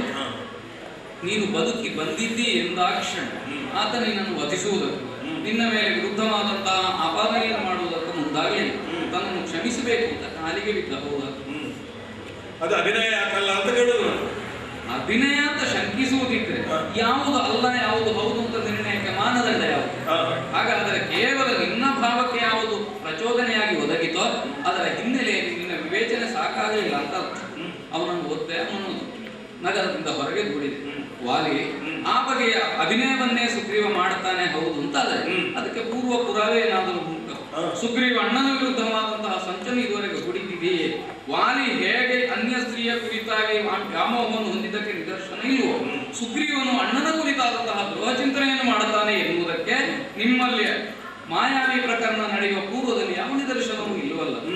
ಆದ್ರಿಂದಲೇ ಸುಗ್ರೀವ ಏನನ್ನು ನಿರ್ಣಯಿಸಿದ ಅದು ಅಪರಾಧವಾಗುವುದಿಲ್ಲ, ಪ್ರಮಾದವೆನಿಸಿಕೊಳ್ಳಲ್ಪಡುತ್ತದೆ. ಪ್ರಮಾದಕ್ಕೆ ಶಿಕ್ಷೆಯನ್ನು ಕೊಡಬೇಕಾದ ಅಗತ್ಯ ಏನು? ಆ ಕುರಿತಾಗಿ ಆತ ತಾನು ಮಾಡಿದನಲ್ಲ ಎನ್ನುವ ಪಶ್ಚಾತ್ತಾಪವನ್ನು ಹೊಂದಿದ ಅಂತಾದ್ರೆ ಅದೇ ಪ್ರಾಯಶ್ಚಿತ್ತವಾಗುತ್ತದೆ. ಕಣ್ಣೀರಿಳಿಸಿ ನನ್ನದು ಅಪರಾಧವಾಯಿತು ತಪ್ಪಾಯಿತು ಅಂತ ಕಾಲಿಗೆ ಬಿದ್ದಂತಹ ತಮ್ಮ ಆತನ ನಿಜವಾದ ಕಣ್ಣೀರನ್ನು ಕಂಡ ಮೇಲೂ ನೀನು ಕರಗದೆ ಶಿಕ್ಷೆಯನ್ನು ಕೊಡುತ್ತಿ ಅಂತಾದ್ರೆ ಅದನ್ನು ಪ್ರಮಾದ ಅಂತ ನೀನು ಒಪ್ಪಲಿಲ್ಲ ಅಂತ ಅರ್ಥ, ಚಿಂತಿಸಲಿಲ್ಲ ಅಂತ ಅರ್ಥ. ಒಂದು ಬಾರಿಗೆ ಆತನನ್ನು ಒದ್ದು ಹೊರಗೆ ಹಾಕಿದ್ದಿ ಹೌದು, ಆಮೇಲೆ ಅನೇಕ ವರ್ಷಗಳಿದ್ದು ಅಲ್ಲಿ ನಿನಗೆ ನಿನ್ನ ಮನಸ್ಸನ್ನು ಮತಿಸಿಕೊಳ್ಳುವುದಕ್ಕೆ, ಚಿಂತಿಸುವುದಕ್ಕೆ, ತಾನು ಮಾಡಿದ್ದು ಸರಿಯೇ ತಪ್ಪೇ ಹೀಗೊಂದು ನಿರ್ಣಯವನ್ನು ಮಾಡಿಕೊಳ್ಳುವುದಕ್ಕೆ. ಯಾವನು ಪ್ರಪಂಚದಲ್ಲಿ ಬಲಿಷ್ಠನಾಗಿದ್ದಾನೆ ಆತನು ಕ್ಷಮೆಯನ್ನು ಹೊಂದುವುದಕ್ಕೆ ಅರ್ಹನಾಗಿರ್ತಾನೆ ಹೊರತು ದುರ್ಬಲನಲ್ಲ. ಬಲಿಷ್ಠನಾದವನು ಕ್ಷಮೆಯನ್ನು ತೋರುತ್ತಾನೆ ಅಂತಾದರೂ ನಿಜವಾದ ದೊಡ್ಡ ಸ್ಥಿತಿ ಅಂತ ಕರೆಸಿಕೊಳ್ಳಲ್ಪಡುತ್ತದೆ. ಸುಗ್ರೀವನ ಕುರಿತಾಗಿ ನೀನು ಕ್ಷಮೆಯನ್ನು ತೋರಿದ ಯಾವ ದೃಷ್ಟಾಂತವು ನಮ್ಮ ಕಣ್ಣೆದುರಿನಲ್ಲಿ ಇಲ್ಲ. ರುಮೆಯನ್ನು ಕೊಡುವುದಕ್ಕೆ ಮನಸ್ಸು ಮಾಡಲಿಲ್ಲ, ಸುಗ್ರೀವನನ್ನು ಆಧರಿಸಲಿಲ್ಲ. ಹೆಜ್ಜೆ ಹೆಜ್ಜೆಗೆ ಆತನನ್ನು ನಿಂದಿಸುವುದಕ್ಕೆ ಖಂಡಿಸುವುದಕ್ಕೆ ನೀನು ಮುಂದಾದೆ. ಸುಗ್ರೀವ ದುರ್ಬಲ ಹೌದು, ಮಾಡಿದ್ದು ತಪ್ಪಾಯಿತು ಎನ್ನುವ ಭಾವ ಅವನ ಮನಸ್ಸಿನಲ್ಲಿ ಇರುವುದು ಹೌದು ಅಂತ ನೀವು ಒಪ್ಪಿದೆ. ಆಮೇಲೆ ಯಾವುದನ್ನೇ ಆತನ ವಿರುದ್ಧವಾಗಿ ಮಾಡಿದರೂ ಅದು ಅಪರಾಧವಾಗ್ತದೆ, ಪ್ರಮಾದವಾಗುವುದಕ್ಕಿಲ್ಲ. ಸುಗ್ರೀವನದು ಪ್ರಮಾದವೇ ವಿನ ಅಪರಾಧವಲ್ಲ. ಆದ್ರಿಂದಲೇ ಅದು ಪ್ರಮಾದ ಅಂತ ಒಪ್ಪಿ ಆತನಿಗೆ ತಿದ್ದಿಕೊಳ್ಳುವ ಅವಕಾಶವನ್ನು ಕೊಟ್ಟು ಕ್ಷಮಿಸಬೇಕಾದ್ರೆ ನೀನು ಅವನನ್ನು ಕ್ಷಮಿಸಲಿಲ್ಲ. ಹಾಗಾಗಿಯೇ ಇದು ಹೇಯ ಎನಿಸಿಕೊಳ್ಳಲ್ಪಡುತ್ತದೆ, ಇದು ಅನ್ಯಾಯ ಎನಿಸಿಕೊಳ್ಳಲ್ಪಡುತ್ತದೆ. ಸುಗ್ರೀವನದ್ದು ಪ್ರಮಾದ, ವಾಲಿಯದ್ದು ಅಪರಾಧ. ಈ ಅಪರಾಧಕ್ಕೆ ಶಿಕ್ಷೆ ಏನು? ಶಿಕ್ಷೆ ಕಾಯಖಂಡನ. ಕಾಯಖಂಡನ, ಕಾಯಖಂಡನ ಅಂತಂದ್ರೆ ಆತ್ಮವನ್ನು ಕಾಯವನ್ನು ಬೇರೆ ಮಾಡುವುದು ಅಂತ ಅರ್ಥ. ಸಸ್ಯ ದಂಡ ವಧೋಸ್ಮಿ ಅಲ್ವಾ? ಎತ್ರ ಅಪರಾಧ ತತ್ರ ದಂಡ, ಅಪರಾಧಕ್ಕೆ ದಂಡ, ಪರ್ಯಾಯವಾಗಿ ಅಪರಾಧಿಗೆ ದಂಡ. ಹಾಗಾದ್ರೂ ಅದಕ್ಕೆ ಶಾಸ್ತ್ರ ತಪ್ಪಿದ್ದ ಪ್ರಮಾದ ನಿನಗೂ ಬಂದಲ್ಲ, ಮುಗಿಸಿಯೇ ಬಿಡಬೇಕಲ್ಲ. ನೀನು ಅರ್ಥ ಮಾಡೋವನ್ನು ಬಿಟ್ಟಿದ್ದೀಯೋ, ನಾನು ತಡ್ಕೊಂಡಿದ್ದೇನೋ. ಈಗ ಉಳಿದ ಅರ್ಥ ಉಂಟಲ್ಲ, ಅಂದ್ರೆ ಕಾಣದ ಅರ್ಥ ಅಲ್ಲ, ಪ್ರಯೋಗದ ಅರ್ಥ. ನಿನ್ನ ಶಾಸ್ತ್ರದ ಮೇಲೆ ಬಿಡುವುದೋ ಸುಗ್ರೀವನ ಮೇಲೆಯೋ ಪೂರ್ತಿ ಬಳಸಲಿಲ್ಲಲ್ಲ ನೀನು. ಅಂದ್ರೆ ಪ್ರಯೋಗ ನೀನು ಹೇಳಿದ ಸೂರ್ಯವಂಶದ ಶಾಸ್ತ್ರಕ್ಕೂ ವಿರುದ್ಧ ಆಯ್ತಲ್ಲ. ವಾಲಿ ದಂಡನೆ ಎನ್ನುವುದು ಯಾವನು ದಂಡನೆಯನ್ನು ವಿಧಿಸ್ತಾನೋ ಅವನ ವಿವೇಚನೆಗೆ ಬಿಟ್ಟದ್ದು. ಇದಿಷ್ಟು ಸಾಕು, ಇದು ಮರಣ ಸದೃಶವಾದದ್ದು ಅಂತ ದಂಡನೆ ಕೊಡುವವನು ನಿರ್ಣಯಿಸ್ತಾನೆ ಅಂತ ಅದು ಸಾಕಾಗುತ್ತದೆ. ಎಲ್ಲಿಯವರೆಗೆ ಮಾನವೀಯತೆ ದೌಷ್ಟ್ಯತ್ವ ಇರುವಲ್ಲಿವರೆಗೆ ಮಾತ್ರ ದಂಡನೆ. ಒಂದು ವೇಳೆ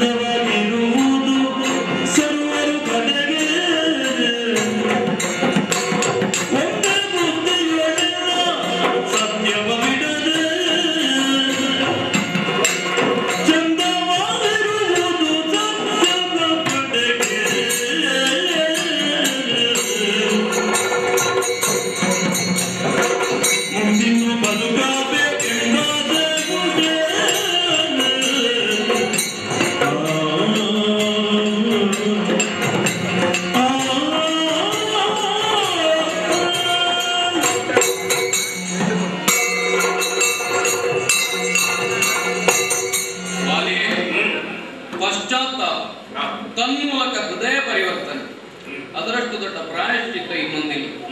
ತಾನೇನನ್ನು ಎಸಗಿದ್ದೇನೋ ಅದು ಅಪರಾಧವಾಗಿದೆ, ತಾನು ಮಾಡಬಾರದಿತ್ತು ಎನ್ನುವ ಭಾವನೆ ಸುಳಿದ ಮೇಲೆ ಆ ಪಶ್ಚಾತ್ತಾಪವೇ ಅಪರಾಧವನ್ನು ದಗ್ಧೀಭೂತವನ್ನಾಗಿಸ್ತದೆ. ಆ ನೆಲೆಯಿಂದ ತಾನಿನ್ನೂ ಬದುಕ್ತೇನೆ, ಸುಗ್ರೀವನ ಜತೆಯಲ್ಲಿ ಹಿಂದಿನ ಅಣ್ಣನಾಗಿ ಇರುತ್ತೇನೆ, ಹೀಗೊಂದು ಅಪೇಕ್ಷೆ ನಿನ್ನ ಮನಸ್ಸಿನಲ್ಲಿ ಹುಟ್ಟಿದೆ ಅಂತಾದ್ರೆ, ಮಾಡಿದ ಅಪರಾಧವನ್ನು ಒಪ್ಪಿಕೊಳ್ಳುವ ಮನಸ್ಸು ಬಂದಿದೆ ಅಂತಾದ್ರೆ, ಆ ಕುರಿತಾಗಿ ನೀನು ಪಶ್ಚಾತ್ತಾಪವನ್ನು ಹೊಂದುತ್ತಿ ಅಂತಾದರೆ, ವಾಲಿ ಈಗಲಾದರೂ ಹೇಳು, ಮುಂದೆ ಸತ್ಯವನ್ನು ಬಿಡದೆ ಒಂದೇ ಬುದ್ಧಿಯಿಂದ ವ್ರತವನ್ನು ಅನುಸರಿಸಿ ನಾವು ಬಾಳುತ್ತೇವೆ ಎನ್ನುವ ಮಾತನ್ನು ನೀನು ಆಶ್ವಾಸನಾ ಪೂರ್ವಕವಾಗಿ ನನಗೆ ಆಡುತ್ತೆ ಅಂತಾದ್ರೆ, ನಿನ್ನ ಹೃದಯ ಪರಿವರ್ತನೆ ಆಗಿದೆ ಎನ್ನುವ ನಿರ್ಣಯಕ್ಕೆ ನಾನು ಬರ್ತೇನೆ. ಈಗಾಗಲೇ ಪ್ರಯೋಗಿಸಿದ ಬಾಣ ಅರ್ಧದವರೆಗೆ ನಿನ್ನ ಹೃದಯದಲ್ಲಿ ನಾಟಿದೆ. ಬಾಣದ ರಚನೆಯನ್ನು ನೀವು ಗಮನಿಸಬೇಕು. ಬಾಣ ಪ್ರಯೋಗಿಸುವಾಗ ಆಗುವ ನೋವಿಗಿಂತ ಅದನ್ನು ಹಿಂದೆ ಸೆಳೆಯುವಲ್ಲಿ ನೋವು ಹೆಚ್ಚಾಗುತ್ತದೆ. ಮಾಂಸವನ್ನು ಕಿತ್ತು ಎಳೆ ತರುತ್ತದೆ ಬಾಣ. ಆದರೆ ನೀನು ಪಶ್ಚಾತ್ತಾಪದಗ್ಧನಾಗಿದ್ದಂತಾದ್ರೆ ಸದ್ಬುದ್ಧಿಯಿಂದ ಸತ್ಯವನ್ನು ಪಾಲಿಸ್ತಾ ಅಣ್ಣನಿಗೆ ತಮ್ಮನಿಗೆ ಅಣ್ಣನಾಗಿ, ಮನೆಯ ಹಿರಿಯನಾಗಿ, ವಾನರೇಶ್ವರನಾಗಿ ಬದುಕ್ತಿ ಎನ್ನುವ ಆಶ್ವಾಸನೆಯನ್ನು ಕೊಡುತ್ತಿ ಅಂತಾದ್ರೆ, ಹಿಂದಕ್ಕೆ ಕರೆವೆ ಬಾಣವ ನೋಯದಂತೆ ಒಂದಿಷ್ಟು ನೋವುಂಟಾಗದ ಹಾಗೆ ಬಾಣವನ್ನು ನಾನು ಹಿಂದಕ್ಕೆ ಕರೆಯುತ್ತೇನೆ, ತೆಗೆಯುತ್ತೇನಲ್ಲ. ನನ್ನ ಸಂಕಲ್ಪ ಮಾತ್ರದಿಂದ ಬಾಣ ಹಿಂದಕ್ಕೆ ಬಂದು ನನ್ನ ಬತ್ತಳಿಕೆಯನ್ನು ಸೇರುತ್ತದೆ. ನಿನಗೆ ಬೇಕಾದ ಶಿಕ್ಷೆಯಾಗಿದೆ ಎನ್ನುವ ತೃಪ್ತಿಯಿಂದ ನಾನು ನಿನ್ನನ್ನು ಕ್ಷಮಿಸ್ತೇನೆ. ರಾಮಚಂದ್ರ, ನಿನ್ನ ಬಾಣ ಪ್ರಯೋಗದ ಕ್ಷಣದಿಂದ ಆದ ಅನುಭವ ಈಗ ಪೂರ್ತಿಯಾಯಿತು. ಈ ಮಾತು ಬರುವವರೆಗೆ ಅದು ಅಪೂರ್ಣವಾದದ್ರಿಂದಲೇ ನಾನು ವಾದಿಸಿದೆ. ರಾಮಚಂದ್ರ, ಮೊದಲಿಂದು ದಶರಥನ ಮಗ ರಾಮ ಆಡಬಹುದು, ವಿಶ್ವಾಮಿತ್ರ ವಸಿಷ್ಠದ ಶಿಷ್ಯನು ಆಡಬಹುದು, ಸೀತಾ ವಲ್ಲಭನು ಆಡಬಹುದು. ಕೊನೆ ಮಾತು, ಕೊಲ್ಲುವವರ ಲೋಕದಲ್ಲಿ ಇರುತ್ತಿದ್ದಾರೆ. ಜೀವನವನ್ನು ಕೊಡುವುದು ಅದು ಎಲ್ಲರಿಗೆ ಸಾಧ್ಯ ಇರುವ ವಿಷಯ. ಮುಂದಿನ್ನು ಬದುಕಬೇಕೆಂಬ ಆಸೆಯು ಹಿಂದೆ ಕರವೇ ಬಾಣವನು ನೋಯದೆ ಇದು ಹೇಳುವುದಕ್ಕೆ ಒಬ್ಬ ರಾಮನಿಗೆ ಸಾಧ್ಯ ಇಲ್ಲ. ಈ ರಾಮನಿಗೆ ಅದು ಹೇಳುವ ಶಕ್ತಿಯೇ ಪ್ರತ್ಯೇಕ. ಇವನು ದಶರಥನ ಮಗನಲ್ಲ, ಇವನು ಔಪಚಾರಿಕವಾಗಿ ಸೀತಾವಲ್ಲಭನಾಗಲು ಕೇವಲ ಸೀತಾವಲ್ಲಭನಲ್ಲ, ಇವನು ಕೇವಲ ಒಬ್ಬ ರಾಜಕುಮಾರನೂ ಅಲ್ಲ. ಈ ಮಾತು ಬಂದದ್ದು ಈ ರಾಮನಿಂದ, ಮೂಲ ರಾಮನಿಂದ. ರಾಮ ರಾಮ ಕರುಣವಿದ್ದರೆ ಸಾಕು ನಿನ್ನಯ ಪಾದದ ಕರುಣವಿದ್ದರೆ ಸಾಕು ನಿನ್ನಯ ಪಾದದ ಕರುಣವಿದ್ದರೆ ಸಾಕು ಪರಿಪೂರ್ಣವಾಗಿ ಪಾಲಿಸಿಕೊಳ್ಳಬೇಕೆಂಬ ಪರಿಪೂರ್ಣವಾಗಿ ಪಾಲಿಸಿಕೊಳ್ಳಬೇಕೆಂಬ ಕರುಣವಿದ್ದರೆ ಸಾಕು. ಮೂರು ದಿನದ ಈ ಸಂಸಾರ ಶಾಶ್ವತವಲ್ಲ, ಮೂರು ದಿನದ ಈ ಸಂಸಾರ ಶಾಶ್ವತವಲ್ಲ. ಘೋರ ಪಾಪಗಳ ಸಂಹಾರ ಮಾಡುವುದುಂಟು, ಘೋರ ಪಾಪಗಳ ಸಂಹಾರ ಮಾಡುವುದುಂಟು. ಮೂರು ದಿನದ ಈ ಸಂಸಾರ ಶಾಶ್ವತವಲ್ಲ, ಘೋರ ಪಾಪಗಳ ಸಂಹಾರ ಮಾಡುವುದುಂಟು. ಕರುಣವಿದ್ದರೆ ಸಾಕು ನಿನ್ನಯ ಪಾದದ ಕರುಣವಿದ್ದರೆ ಸಾಕು. ಜಯ ರಾಮ ರಘುರಾಮ ರಘುರಾಮ ಸೀತಾಪತೆ ರಾಮ ರಾಮ.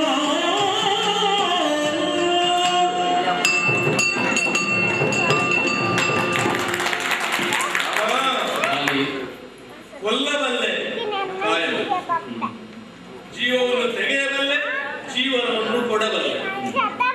ಈ ಮಾತುಲಿನಿಂದ ಹೊರಟದ್ದೇ ಹೊರಟದ್ದು ನನಗೆ ರಾಮಲಕ್ಷ್ಮಣರು ಮಾಡಿಲ್ಲ ಸ್ವಾಮಿ. ಅಂಬುಜಾಕ್ಷ ಫಣೀಂದ್ರರ ಪ್ರತಿಬಿಂಬದಂತಿರೆ ಈ ಮಾತು ನಾನು ಪರೀಕ್ಷೆ ಅಂತ ತಿಳಿ. ವಾಲಿ, ಇಷ್ಟೆಲ್ಲ ಭೋಗಿಸಿರಿ, ಇಷ್ಟೆಲ್ಲ ಅನ್ಯಾಯವನ್ನೂ ಮಾಡಿರಿ, ಕ್ಷಮೆಯನ್ನೂ ಪಡೆದು ಇನ್ನೂ ಬದುಕುತ್ತೀಯಾ? ಈ ಪಾಂಚಭೌತಿಕವಾದ ಶರೀರವನ್ನು ಇಟ್ಟುಕೊಂಡು ಏನಾಗಲಿ, ಚಕ್ರವರ್ತಿ ಆಗಿದ್ದೆ, ಲೋಕವಿಕ್ರಮಿ ಆಗಿದ್ದೆ, ಅದನ್ನೇ ಸಾಧಿಸುವುದಕ್ಕಲ್ಲ. ಹಾಗಾದ್ರೆ ನೀನು ಇಲ್ಲಿ ಬದುಕುತ್ತೀಯಾ, ಶಾಶ್ವತವಾಗಿ ಅಲ್ಲಿ ಬದುಕುತ್ತೀಯಾ ಎಂಬುದು ನಿನ್ನ ಪ್ರಶ್ನೆ. ರಾಮಚಂದ್ರ,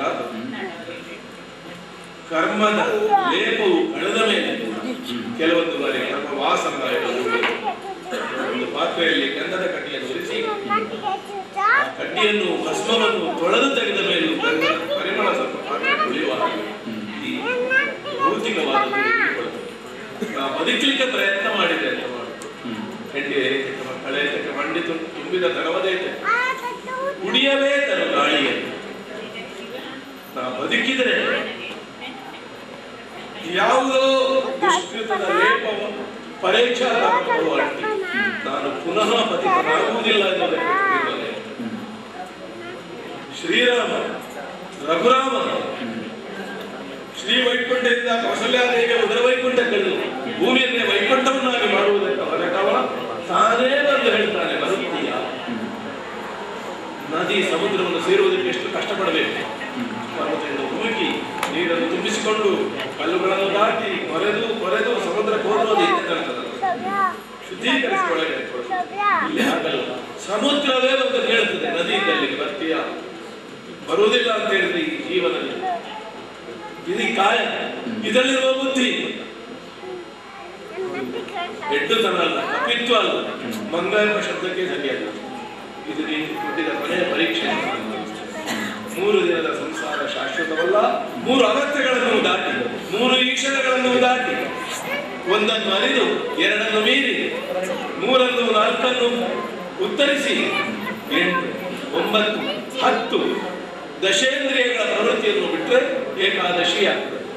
ಅಲ್ಲಿ ಉಪವಾಸವನ್ನು ಮಾಡಿದರೆ ದ್ವಾದಶಿ ಎನ್ನುವ ಪರಮಪದದ ಕಾರಣ ಸಿಗ್ತದೆ. ಇದು ಯಾರೋ ಋಷಿಮುನಿಗಳು ಹೇಳಿದ ಮಾತು. ಮೂಲ ರಾಮ ತತ್ವವೂ ಅದೇ ಅಲ್ಲ.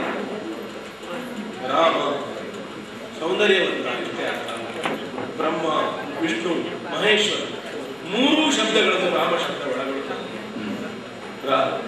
ಮ 2 ಶಬ್ದಗಳಲ್ಲಿ ಜಗತ್ತನ್ನು ಸೇರಿ ಮೀರಿ ಕೊಪ್ಪು ಮಿಕ್ಕು ಉಳಿಯುವ ಶಕ್ತಿ ಉಂಟಾಗಿ ಮುನಿಜನಾಗಿ, ಲೋಕಾಭಿರಾಮನಾಗಿ, ದೇವಕಲ್ಪನಾಗಿ, ಋಷಿಕಲ್ಪನಾಗಿ ಈ ರಾಮ ತತ್ವಕ್ಕೆ ಬರುವ ಮೊದಲೇ ಕೌಸಲ್ಯಗೆ ಚತುರ್ಭುಜಯುಕ್ತವಾಗಿ ನೀನು ದರ್ಶನವನ್ನು ಕೊಟ್ಟು ನಿನ್ನಲ್ಲಿ ಹುಟ್ಟಿನಂತೇನೆ ಅಂತ ಹೇಳಿದೆ.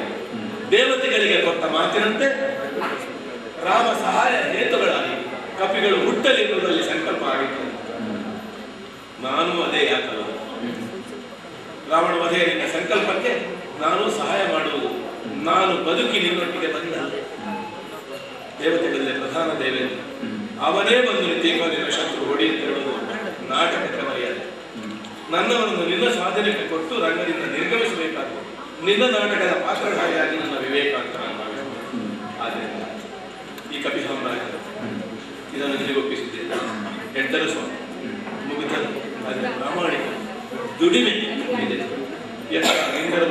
ಗಂಧರ್ವ ಕಿಂಪುರುಷ ರಾಕ್ಷಸ ಮಾನವ ದೇವತೆಗಳು ಎಲ್ಲರ ಸಾಧನೆ ಲೋಕದಲ್ಲಿ ಆಯಿತು. ಈ ನಮ್ಮ ಜನಾಂಗದೊಂದು ಏನು ಅಂತ ಇನ್ನೂ ಗೊತ್ತಾಗಲಿದೆ. ಅದನ್ನು ತೋರಿಸಿ ಆಂಜನೇಯ ನಿನ್ನ ಸಂಪರ್ಕವಾದಾಗಲೇ ಅದು ಪ್ರಾರಂಭವಾಯಿತು.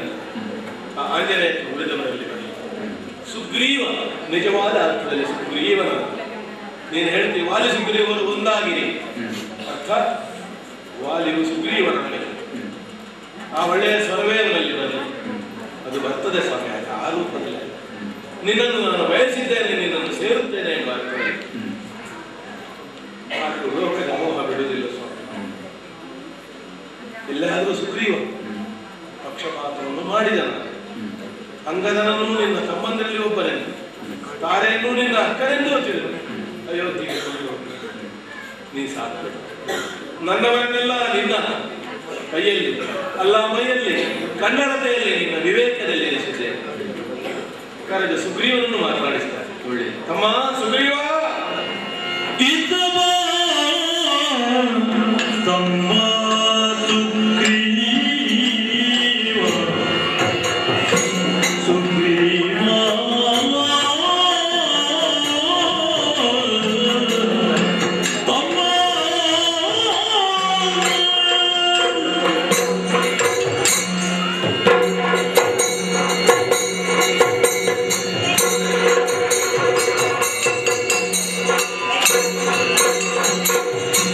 ಇದ್ದ ಬಾದಂ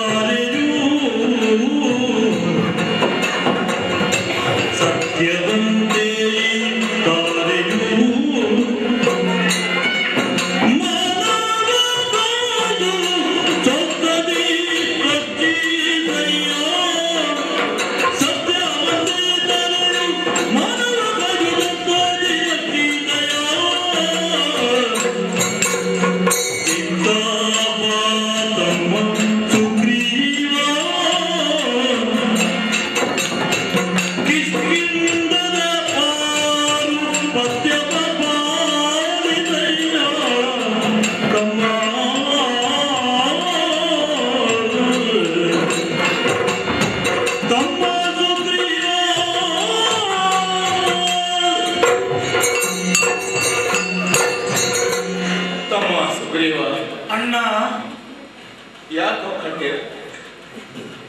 ಯಾಕೆ ಬೇಸರ ಪಡ್ತೀಯ? ನಿನಗೆ ಅನ್ಯಾಯ ಮಾಡಿದ ವಾಲಿ ನೀನು ಅವನಿಗೆ ಗುರುವಾಗಿ ಪ್ರತಿನಿಧಿಸಬೇಕು. ಲೋಕಗುರುವಾದ ರಾಮನನ್ನು ನನ್ನ ಮುಂದೆ ನಿಲ್ಲಿಸಿ ಅವನಿಂದ ಪ್ರಾಣ ಪ್ರಯೋಗವನ್ನು ನನ್ನ ಮೇಲೆ ಮಾಡುವುದು ದೊಡ್ಡ ಉಪಕಾರ. ನೀನು ನನಗೆ ಏನು ಮಾಡಬಹುದು? ನಿನ್ನ ಸಜ್ಜನಿಕೆ ಹಾಗೆ ಮಾತನಾಡಿಸಿ ಶತಮಾನಗಳ ಕಾಲ ದಂಡಿಸಲಾಗದ ರೀತಿಯಲ್ಲಿ ನೀನು ದಂಡಿಸಿದ ಮಗನೇ. ಒಬ್ಬ ಸುಸಂಸ್ಕೃತ ವ್ಯಕ್ತಿ ಬಿಡು, ಕಿರಾತನೆಯೂ ಇಲ್ಲದ ವರ್ತನೆಯನ್ನು ನಿನ್ನ ಬಗ್ಗೆ, ನಿನ್ನ ಸಂಸಾರದ ಬಗ್ಗೆ ನಾವು ತೋರಿಸಿ ಈಗ ಮಹಾಪ್ರಯಾಣಕ್ಕೆ ಸಿದ್ಧನಾಗಿರುವುದು ನಿನ್ನ ಅನುಗ್ರಹದಿಂದ. ನೀನು ನನಗೆ ಆಧ್ಯಾತ್ಮಿಕ ಜೀವನದಲ್ಲಿ ಗುರುವಾಗಲು ಒಂದು ಅಧಿಕಾರ ನನಗೆ. ಹೇಗೆ? ಭೌತಿಕವಾಗಿ ಅಣ್ಣನಾಗು. ಕಿಷ್ಕಿಂದೆಯ ಪಾರುಪತ್ಯವನ್ನೂ ನೀನು ಪಾಲಿಸಬೇಕು. ನಾನು ಸುಗ್ರೀವನಾಗಲಾರೆ, ಆದರೆ ಒಮ್ಮೆ ಆದೆ. ರಾಮಾನಿಂದ ಬಾಣ ತಾಗಿದ ಮೇಲೆ, ನಿನ್ನ ಅನುಗ್ರಹ ಇದ್ದ ಮೇಲೆ ಭೂಮಿಯಲ್ಲಿ ಆಸೆ ಇಲ್ಲ. ನೀ ಹೇಳಿದ ರಾಮಹರೆ ರಘುರಾಮಹರೆ ಅಂತ ಏನು ಇಲ್ಲಿ ಪ್ರಾರಂಭವಾಯಿತು, ಅದರ ಪ್ರತಿಧ್ವನಿ ಇಲ್ಲಿ ಬಂದದ್ದು ಅಂತ ಹೇಳಿ ನನಗೆ ಅದು ನೋಟವಾಗಿತ್ತು. ನಿನಗದು ಆತ್ಯಂತಿಕವಾದ ದರ್ಶನವಾಗಿ ಬಿಟ್ಟಿದ್ದಲ್ಲ. ಅದಕ್ಕೆ ಕಾರಣ ನೀನು ಪುಣ್ಯಜೀವಿ, ನಾನಲ್ಲ. ಸುಗ್ರೀವ ಅಣ್ಣ ಇಂತಹವೇ ಸತ್ಯವಂತರು, ಕಪಟವನ್ನು ಅರಿಯದವರು. ನಾನೇನೋ ಮಾಡಿದೆ ನಿನ್ನ ಬಗ್ಗೆ ಎಂಬುದನ್ನು ಮನಸ್ಸಿನಲ್ಲಿ ಇಟ್ಟುಕೊಂಡು ಅವಳ ಬಗ್ಗೆ ತಪ್ಪೆಡಿಕೆಯನ್ನು ಮಾಡಬೇಕು. ನನ್ನ ಮಗನಾದ ಅಂಗದ ನನಗೆ ಶತಮಾನಗಳ ಕಾಲ ಶಿಕ್ಷೆ ಕೊಟ್ಟವನ ಮಗ. ನಿನ್ನ ಅವನನ್ನು ನೋಡಿದಾಗ ಆ ಭಾವನೆ ಬಂದ್ರೆ ಆಶ್ಚರ್ಯ ಇಲ್ಲ. ಆದರೆ ನಾಮ ಸಂಪರ್ಕದಿಂದ ಹಾಗೆ ಬರ್ಲಿಕ್ಕಿಲ್ಲ ಅಂತ ವಿಶ್ವಾಸ. ಹಾಗಾದ ಕೊಡುವುದಿಲ್ಲವಣ್ಣ. ಆದರೂ ಜೀವಿಯಾದವರಿಗೆ ತನ್ನ ಲಕ್ಷ್ಯ ಬೇಕು. ಎಲ್ಲವನ್ನೂ ನಿನ್ನ ಕೈಗೆ ಕೊಡ್ತಾ ಇದ್ದೇನೆ. ನಾನು ಮಾಡಿದ ಅಪರಾಧ ಶ್ರೀರಾಮ ಕ್ಷಮಿಸಿದರು. ಅಪರಾಧಕ್ಕೊಳಗಾದ ನೀನು ಕ್ಷಮಿಸಿದ್ದೇನೆ ಮಾತು ನಿನ್ನಿಂದ ಬಾರದು. ಕಣ್ಣೀರನ್ನು ಒರೆಸಿಕೊಂಡು ಮಹಾಯಾತ್ರೆಗೆ ಹೊರಡುವ, ಮಹಾಯೋಗಕ್ಕೆ ಹೊರಡುವ, ಇಂದ್ರಚಂದ್ರಾದಿ ಪದವಿಗೆ ಹೊರಡುವ ಒಬ್ಬ ಬಂಧುವನ್ನು ಒಬ್ಬ ಹೇಗೆ ಬೀಳ್ಕೊಡ್ತಾನೆ, ಹಾಗೆ ಸಂತೋಷದಿಂದ ಬೀಳ್ಕೊಡುವ ಕ್ಷಣ ನೀವು ಒದಗಿಸದಿದ್ದರೆ ನಾನು ಶ್ರೀರಾಮನಿಂದ ಪಡೆಯುವುದಕ್ಕೆ ಎಣಿಸಿದ ಮುಕ್ತಿ ಪಥ ಉಂಟಲ್ಲ, ಅದಕ್ಕೆ ಅದು ಅಡ್ಡವಾದೀತು. ಆದ್ದರಿಂದ ಸಂತೋಷದಿಂದ ಬೀಳ್ಕೊಡು, ಪಶ್ಚಾತ್ತಾಪ ಬೇಡ. ಎಲ್ಲ ಹರಿಸಂಕಲ್ಪ ರಾಮಸಂಕಲ್ಪದಿಂದ ಆಗಿದೆ ತಮ್ಮ. ಅಣ್ಣ, ಗುರುಮುಖದಿಂದ ಅಭ್ಯಾಸ ಮಾಡುವಾಗ ಪಾಠಶಾಲೆಗೆ ಸೇರಿದ ಅಣ್ಣ ತಮ್ಮಂದಿರಿರುವರು ಒಂದು ಹಂತದವರೆಗೆ ಮಾತ್ರ ಕಲಿಯುತ್ತಾರೆ. ಕೊನೆಯ ಹಂತವನ್ನು ಮುಟ್ಟಿದಾಗ ಅಣ್ಣನ ದಾರಿ ಒಂದು, ತಮ್ಮನ ಪಥ ಮತ್ತೊಂದು ಅಂತ ನಿರ್ಧಾರವಾಗಿದ್ದು ಹೌದಾಗಿದ್ದರೆ ಆಗ ಶುಭ ವಿದಾಯವನ್ನು ಹೇಳಬಹುದಣ್ಣ. ಸಹಪಾಠಿಗಳಾಗಿ, ಸಹ ಒಂದಿಗರಾಗಿ ಕಷ್ಟ ಸುಖಗಳನ್ನು ಪ್ರೀತಿಯಿಂದ ಹಂಚಿಕೊಂಡು ಉಂಡ ಮೈತ್ರಿ ಭಾವದಿಂದ ಪರಸ್ಪರ ಬೀಳ್ಕೊಳ್ಳುವುದಕ್ಕೆ ಸಾಧ್ಯ. ಅಣ್ಣ, ಅಂತಃಕರಣವನ್ನು ಕಲಕುವ ಮಾತುಗಳನ್ನು ಹೇಳಬೇಡ. ನಿನ್ನನ್ನು ನಾನು ದೂಷಿಸಿ ಮಾತನಾಡಿದ್ದೇನೆ. ನೈಷ್ಠುರ್ಯದ ನುಡಿಗಳಿಂದ ನಿನ್ನ ಹೃದಯಕ್ಕೆ ನೋವಾಗುವ ಹಾಗೆ ಮಾಡಿದ್ದೇನೆ. ಹೃದಯ ಮುಟ್ಟಿ ಹೇಳಣ್ಣ, ವೃಕ್ಷರಥಸ್ಥರು ನಮ್ಮನ್ನು ಬಿಟ್ಟು ತೆರಳುವಾಗ ಇದು ತಾತ್ಕಾಲಿಕವಾದ ಸಂಬಂಧ ಅಂತ ಹೇಳಿದ್ದುಂಟೆ. ಶಾಶ್ವತವಾಗಿ ಚಕ್ರವರ್ತಿಗಳ ಜೋಡಿಯ ಹಾಗೆ ಭ್ರಾತೃತ್ವಕ್ಕೆ ಅದನ್ನು ಆರೋಪಿಸಬಹುದು ಎಂದಾದರೆ ಪ್ರೀತಿಯಿಂದ ಬದುಕಿರಿ ಅಂತ ಹೇಳಿ ವಿದಾಯವನ್ನು ಕೊಟ್ಟವರು ಬರುವವರು. ಈಗ ನೀನು ಬದುಕಿನ ಮಧ್ಯದಲ್ಲಿ ವಿದಾಯವನ್ನು ಕೋರುತ್ತೀಂತಾದರೆ ಇದು ಶುಭವಸರದ ಬೀಳ್ಕೊಡುಗೆ ಅಂತ ಹೇಳಿದ್ರೆ ನೀನೇನೋ ಮಾತಿಗೆ ಹೇಳುತ್ತಿ.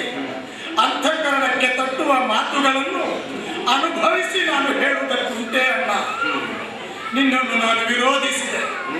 ಮಲ್ಲ ಯುದ್ಧಕ್ಕಾಗಿ ಕರೆಯುವಾಗಲೂ ಒಬ್ಬ ಭಟನು ಪ್ರತಿಭಟನೆಗೆ ಮುಚ್ಚು ಮರೆಯಿಲ್ಲದೆ ಎಲ್ಲವನ್ನು ಹೇಳಬೇಕು ಅಂತ ನಿಯಮ. ನಿನಗೆ ನಾನು ಪರಮ ಅನ್ಯಾಯವನ್ನು ಗೈದೆನಣ್ಣ. ನನ್ನ ಬೆಂಬಲಕ್ಕೆ ರಾಮನಿದ್ದಾನೆ, ನಿನ್ನನ್ನು ಘಾತಿಸುವವನಿದ್ದಾನೆ ಎನ್ನುವ ಸತ್ಯವನ್ನು ಹೇಳದೆ ನಿನ್ನಲ್ಲಿ ಒಬ್ಬ ವಿರೋಧಿಯಾಗಿ ಸೆಣಸಿದ ನಾನು ಕ್ಷಮೆಗೆ ಪಾತ್ರನೇ ಅಲ್ವೇ ಎನ್ನುವ ಪ್ರಶ್ನೆ ಜೀವಂತ ಇರುವಾಗ ಹಿರಿಯವನಾದ ನಿನ್ನನ್ನು ನಾನೆಂದು ಕ್ಷಮಿಸಲಿ ಹೇಳು? ನಿನ್ನ ಕಾಲ ಬುಡದಲ್ಲಿ ನಿಂತು ಕಣ್ಣೀರು ಬೆರೆಯುತ್ತಿರುವ ನಾನು ಹೆಪ್ಪುಗಟ್ಟಿರುವ ನಿನ್ನ ರಕ್ತವನ್ನು ತೊಳೆಯುವುದಕ್ಕೆ ಇಷ್ಟು ಹೊತ್ತು ಪರಿಶ್ರಮಿಸಿದ್ದು ವಿರೋಧಿ ಭಾವದಿಂದ ಅಲ್ಲ ಅಣ್ಣ, ಅಲ್ಲೇ ಅಲ್ಲ, ಪ್ರೀತಿಯಿಂದ ಸ್ವಯಂ ಕನಿಕರಕ್ಕೆ ಪಾತ್ರನಾಗಿ ಕ್ಷಮಿಸಿದ್ದೇನೆ ತಮ್ಮ ಎನ್ನುವ ನಿನ್ನ ಸೊಲ್ಲನ್ನು ಆಲಿಸುವುದಕ್ಕೆ ಕಿವಿಗಳನ್ನು ನಿಮಿರಿಸಿ ನಿಂತಿದ್ದೇನೆ. ಇದನ್ನು ಶುಭ ವಿದಾಯ ಎಂದು ಹೇಳಬೇಡುವೋ? ಅದೇ ದಧುಮುಖನ ಮಧುವನದಲ್ಲಿ ವಿಹರಿಸಿದ ಬಾಂಧವ್ಯ ನೆನಪಾಗುವುದಿದ್ರೆ ನಿನ್ನ ಜಂಗೆಯ ಮೇಲೆ ತಲೆ ಇಟ್ಟು ಮಲಗಿ ವಿರಮಿಸಿದ ಸುಖವನ್ನು ಹೊಂದಿದ ಆ ತೃಪ್ತಿ ತಮ್ಮನಲ್ಲಿ ಉಂಟು ಅಂತಾದರೆ ಇದು ಹೇಗೆ ಶುಭವಾಗುತ್ತದೆ ವಾಲಿ? ಹೇಳಬೇಡ, ಹಾಗೆ ಹೇಳಬೇಡ. 5 ಯುದ್ಧಗಳನ್ನು ನೀನು ಏನು ಮಾಡಿದೀಯ ಅದು ವಾಲಿ ಆತ್ಮಶುದ್ಧಿಗೆ ಮಾಡಿದಂತಹ ಸಂಸ್ಕಾರ ಅಂತ ತಿಳಿ. ಅದಕ್ಕಾಗಿ ನಾನು ಕ್ಷಮಿಸಿದ್ದೇನೆ ಎನ್ನುವ ಪ್ರಕಟವಾದ ಮಾತು ನಿನಗೆ ಬೇಕು ಅಂತಾರೆ. ಕ್ಷಮಿಸಿದ್ದೇನೆ ಮಾತ್ರ ಅಲ್ಲ, ಅದನ್ನು ಕೃತಜ್ಞತೆಯಿಂದ ಸ್ವೀಕರಿಸಿದ್ದೇನೆ. ನೀನು ಇನ್ನೊಂದು ಕರ್ತವ್ಯವನ್ನು ನೀನು ಮಾಡಿದೆ, ಏನನ್ನ ಮಾತೃತ್ವವನ್ನು ಪೂರ್ಣ ಮಾಡಿದಾಗಾಗ್ತದೆ. ಸೀತೆಯನ್ನು ಬರುವಲ್ಲಿ, ರಾವಣಾದಿಗಳನ್ನು ವಧಿಸುವಲ್ಲಿ ಒಬ್ಬ ಸೀತೆ ಅಲ್ಲ, ಲೋಕದ ತ್ರಸ್ತರಾದ ಎಲ್ಲ ಹೆಣ್ಣುಗಳಿಗೆ ಎಲ್ಲ ಸೀತೆಯರಿಗೆ ಕೊಡುವ ಆಶ್ವಾಸನೆ. ರಾವಣನ ವಧೆ ಶ್ರೀರಾಮಚಂದ್ರನ ಮುಂದೆ ನಿಗ್ರಹವಾಗುವುದಾದರೆ ಅದು ಎಲ್ಲ ದಾನವರುಗಳ ದುಷ್ಟರ ತಲೆಗಡಿಯುವ ಅಲ್ಲ, ದಾನವತ್ವವನ್ನು ನಿವಾರಿಸುವ ನಿಗ್ರಹ.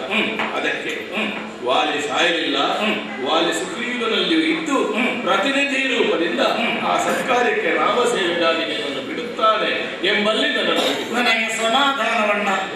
ಜೀವಂತವಾಗಿದ್ದು ಈ ಕೊಟ್ಟ ಕೊನೆಯ ಕ್ಷಣದಲ್ಲಿ ರಾಮನಿಗೆ ಸಹಾಯ ಮಾಡುವಂತೆ ಹೇಳುವ ಆಜ್ಞೆಯನ್ನು ವಿಧಿಸುತ್ತಿದೆಯಲ್ಲ, ಅದನ್ನು ಶಿರೋಧಾರ್ಯ ಅಂತ ಮಾನ್ಯ ಮಾಡುವ ಭಾಗ್ಯಕ್ಕೆ ನನ್ನನ್ನು ಪಾತ್ರನನ್ನಾಗಿ ಮಾಡಿದ್ದೀಯಲ್ಲ. ನಿನ್ನ ಋಣವನ್ನು ಶತಮಾನಗಳಲ್ಲಿ ನಾನು ಮುಗಿಸುವುದಕ್ಕುಂಟೆ.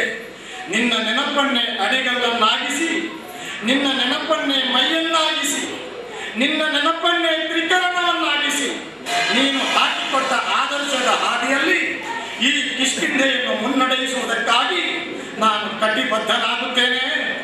ಆದರೆ ನಿನ್ನ ರಕ್ತದ ಸಮ್ಮುಖದಲ್ಲಿ ಆ ಪ್ರತಿಜ್ಞೆಯನ್ನು ಮಾಡಬೇಕಾದಂತಹ ದಾರುಣ ಸ್ಥಿತಿ ನನಗೆ ಬಂದು ಹೋಯಿತಲ್ಲಣ್ಣ, ನನ್ನನ್ನು ಕ್ಷಮಿಸು. ಸುಗ್ರೀವ, ಇದು ನಾನು ಮಾಡಿಕೊಂಡೆ.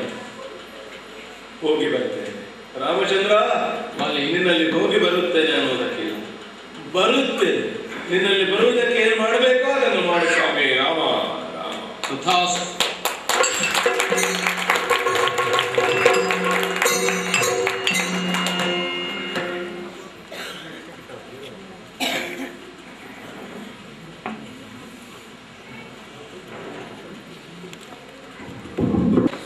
ನಮ್ಮ ಮನೆಯ ಇವತ್ತಿನ ಉಪನಯನದ ಶುಭ ಸಮಾರಂಭದ ಜೊತೆ ನಾವು ಹಮ್ಮಿಕೊಂಡ ಈ ತಾಳಮದ್ದಳೆ ಕಾರ್ಯಕ್ರಮ ಈಗ ಮುಗಿತಾ ಇದೆ.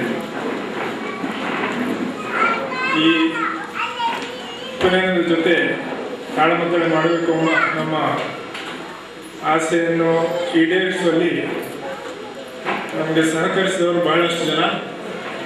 ಇವರೆಲ್ಲರಿಗೆ ನಮ್ಮ ಕೃತಜ್ಞತೆ ಹೇಳಬೇಕಾಗಿರೋದು ಪ್ರಾಯೋಜಕರಾಗಿ ನನ್ನ ಆದ್ಯ ಕರ್ತವ್ಯ ಅಂತ ಭಾವಿಸ್ತೇನೆ. ಮೊದಲನೇದಾಗಿ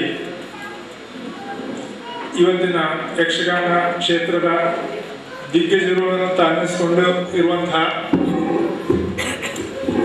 ಇವತ್ತಿನ ಪ್ರಸಂಗದಲ್ಲಿ ಪಾಲ್ಗೊಂಡ ಈ ಕಲಾವಿದರು ರಾಮಾಯಣದ ಕತೆ ಎಷ್ಟು ವಾಸ್ತವಿಕವೋ ಎಷ್ಟು ಕಾಲ್ಪನಿಕವೋ ಇದನ್ನ ಇತಿಹಾಸಕಾರರು ಜಿಜ್ಞಾಸೆ ಮಾಡಲಿ.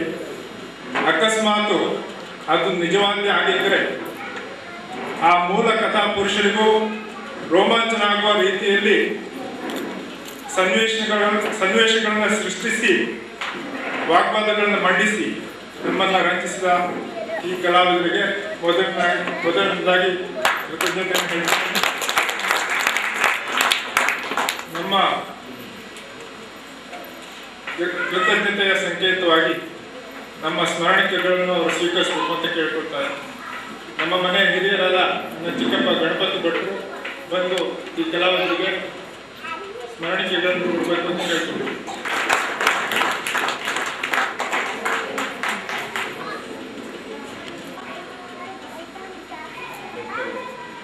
ಹೊಸಮೂಲೆ ಗಣೇಶ್ ಭಟ್, ಚೆಂಡೆಯಲ್ಲಿ ಸಕ್ಕರಿಸಿದವರು ರವಿಶಂಕರ್ ಬೆಳಕಿಲ,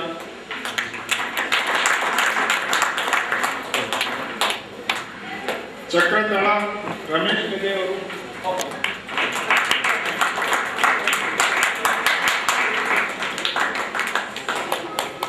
ಶ್ರುತಿ ಸಹಕಾರ ನೀಡಿದವರು ಉಲ್ಲಾಸ್,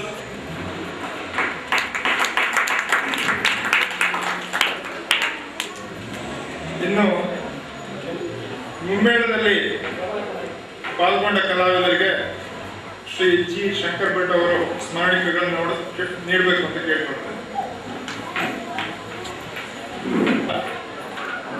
ಶ್ರೀ ಪ್ರಭಾಕರ್ ಜೋಶಿ ಅವರು,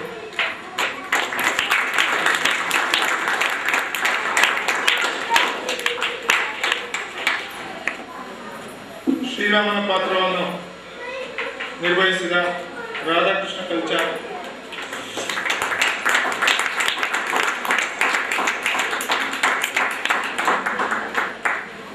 ಸುಗ್ರೀವನ ಪಾತ್ರದಲ್ಲಿ ರಂಜಿಸಿದ ಶ್ರೀ ಜಬ್ಬಾರ್ ಸಮ,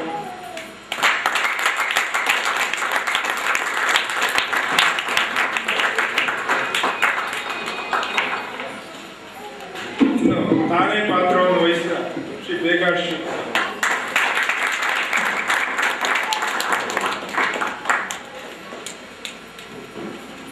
ದ್ವಂದ್ವ ಹಾಡುಗಾರಿಕೆಯನ್ನು ನಿರ್ವಹಿಸಿದ ಶ್ರೀ ಹೊಸಮೂಲ ಗಣೇಶ್ ಭಟ್ರು ಇನ್ನೊಂದು ಕಾರ್ಯಕ್ರಮದಲ್ಲಿ ಪಾಲ್ಗೊಳ್ಳುವುದಕ್ಕೋಸ್ಕರ ಕಾರ್ಯಕ್ರಮ ಮುಗಿಯೋದಕ್ಕೆ ಮುಂಚೆ ನಿರ್ಗಮಿಸಬೇಕಾಯಿತು. ಅವರಿಗೂ ನಮ್ಮ ಕೃತಜ್ಞತೆ ಸಲ್ಲಿಸ್ತಾರೆ. ಇನ್ನು ಕಲಾವಿದರೇ ಪದೇ ಪದೇ ಹೇಳುವ ಹಾಗೆ ಯಾವುದೇ ಕಲೆಗೆ ಕಲಾವಿದರು ಎಷ್ಟು ಮುಖ್ಯವೋ ಅಷ್ಟೇ ಅದನ್ನ ಒಳ್ಳೆಯ ರೀತಿಯಲ್ಲಿ ಅನುಭವಿಸುವ ರಸಿಕರು, ಸದಭಿರುಚಿಯ ಕಲಾಭಿಮಾನಿಗಳು ಮುಖ್ಯ. ನಮ್ಮ ಪ್ರತ್ಯಕ್ಷ ಪರೋಕ್ಷ ಹೇಳಿಕೆಯನ್ನು ಮನ್ನಿಸಿ ನಮ್ಮ ಈ ಸಂತೋಷದ ಕ್ಷಣದಲ್ಲಿ ಪಾಲ್ಗೊಂಡ ನಿಮ್ಮೆಲ್ಲರಿಗೂ ನನ್ನ ತುಂಬ ಹೃದಯ.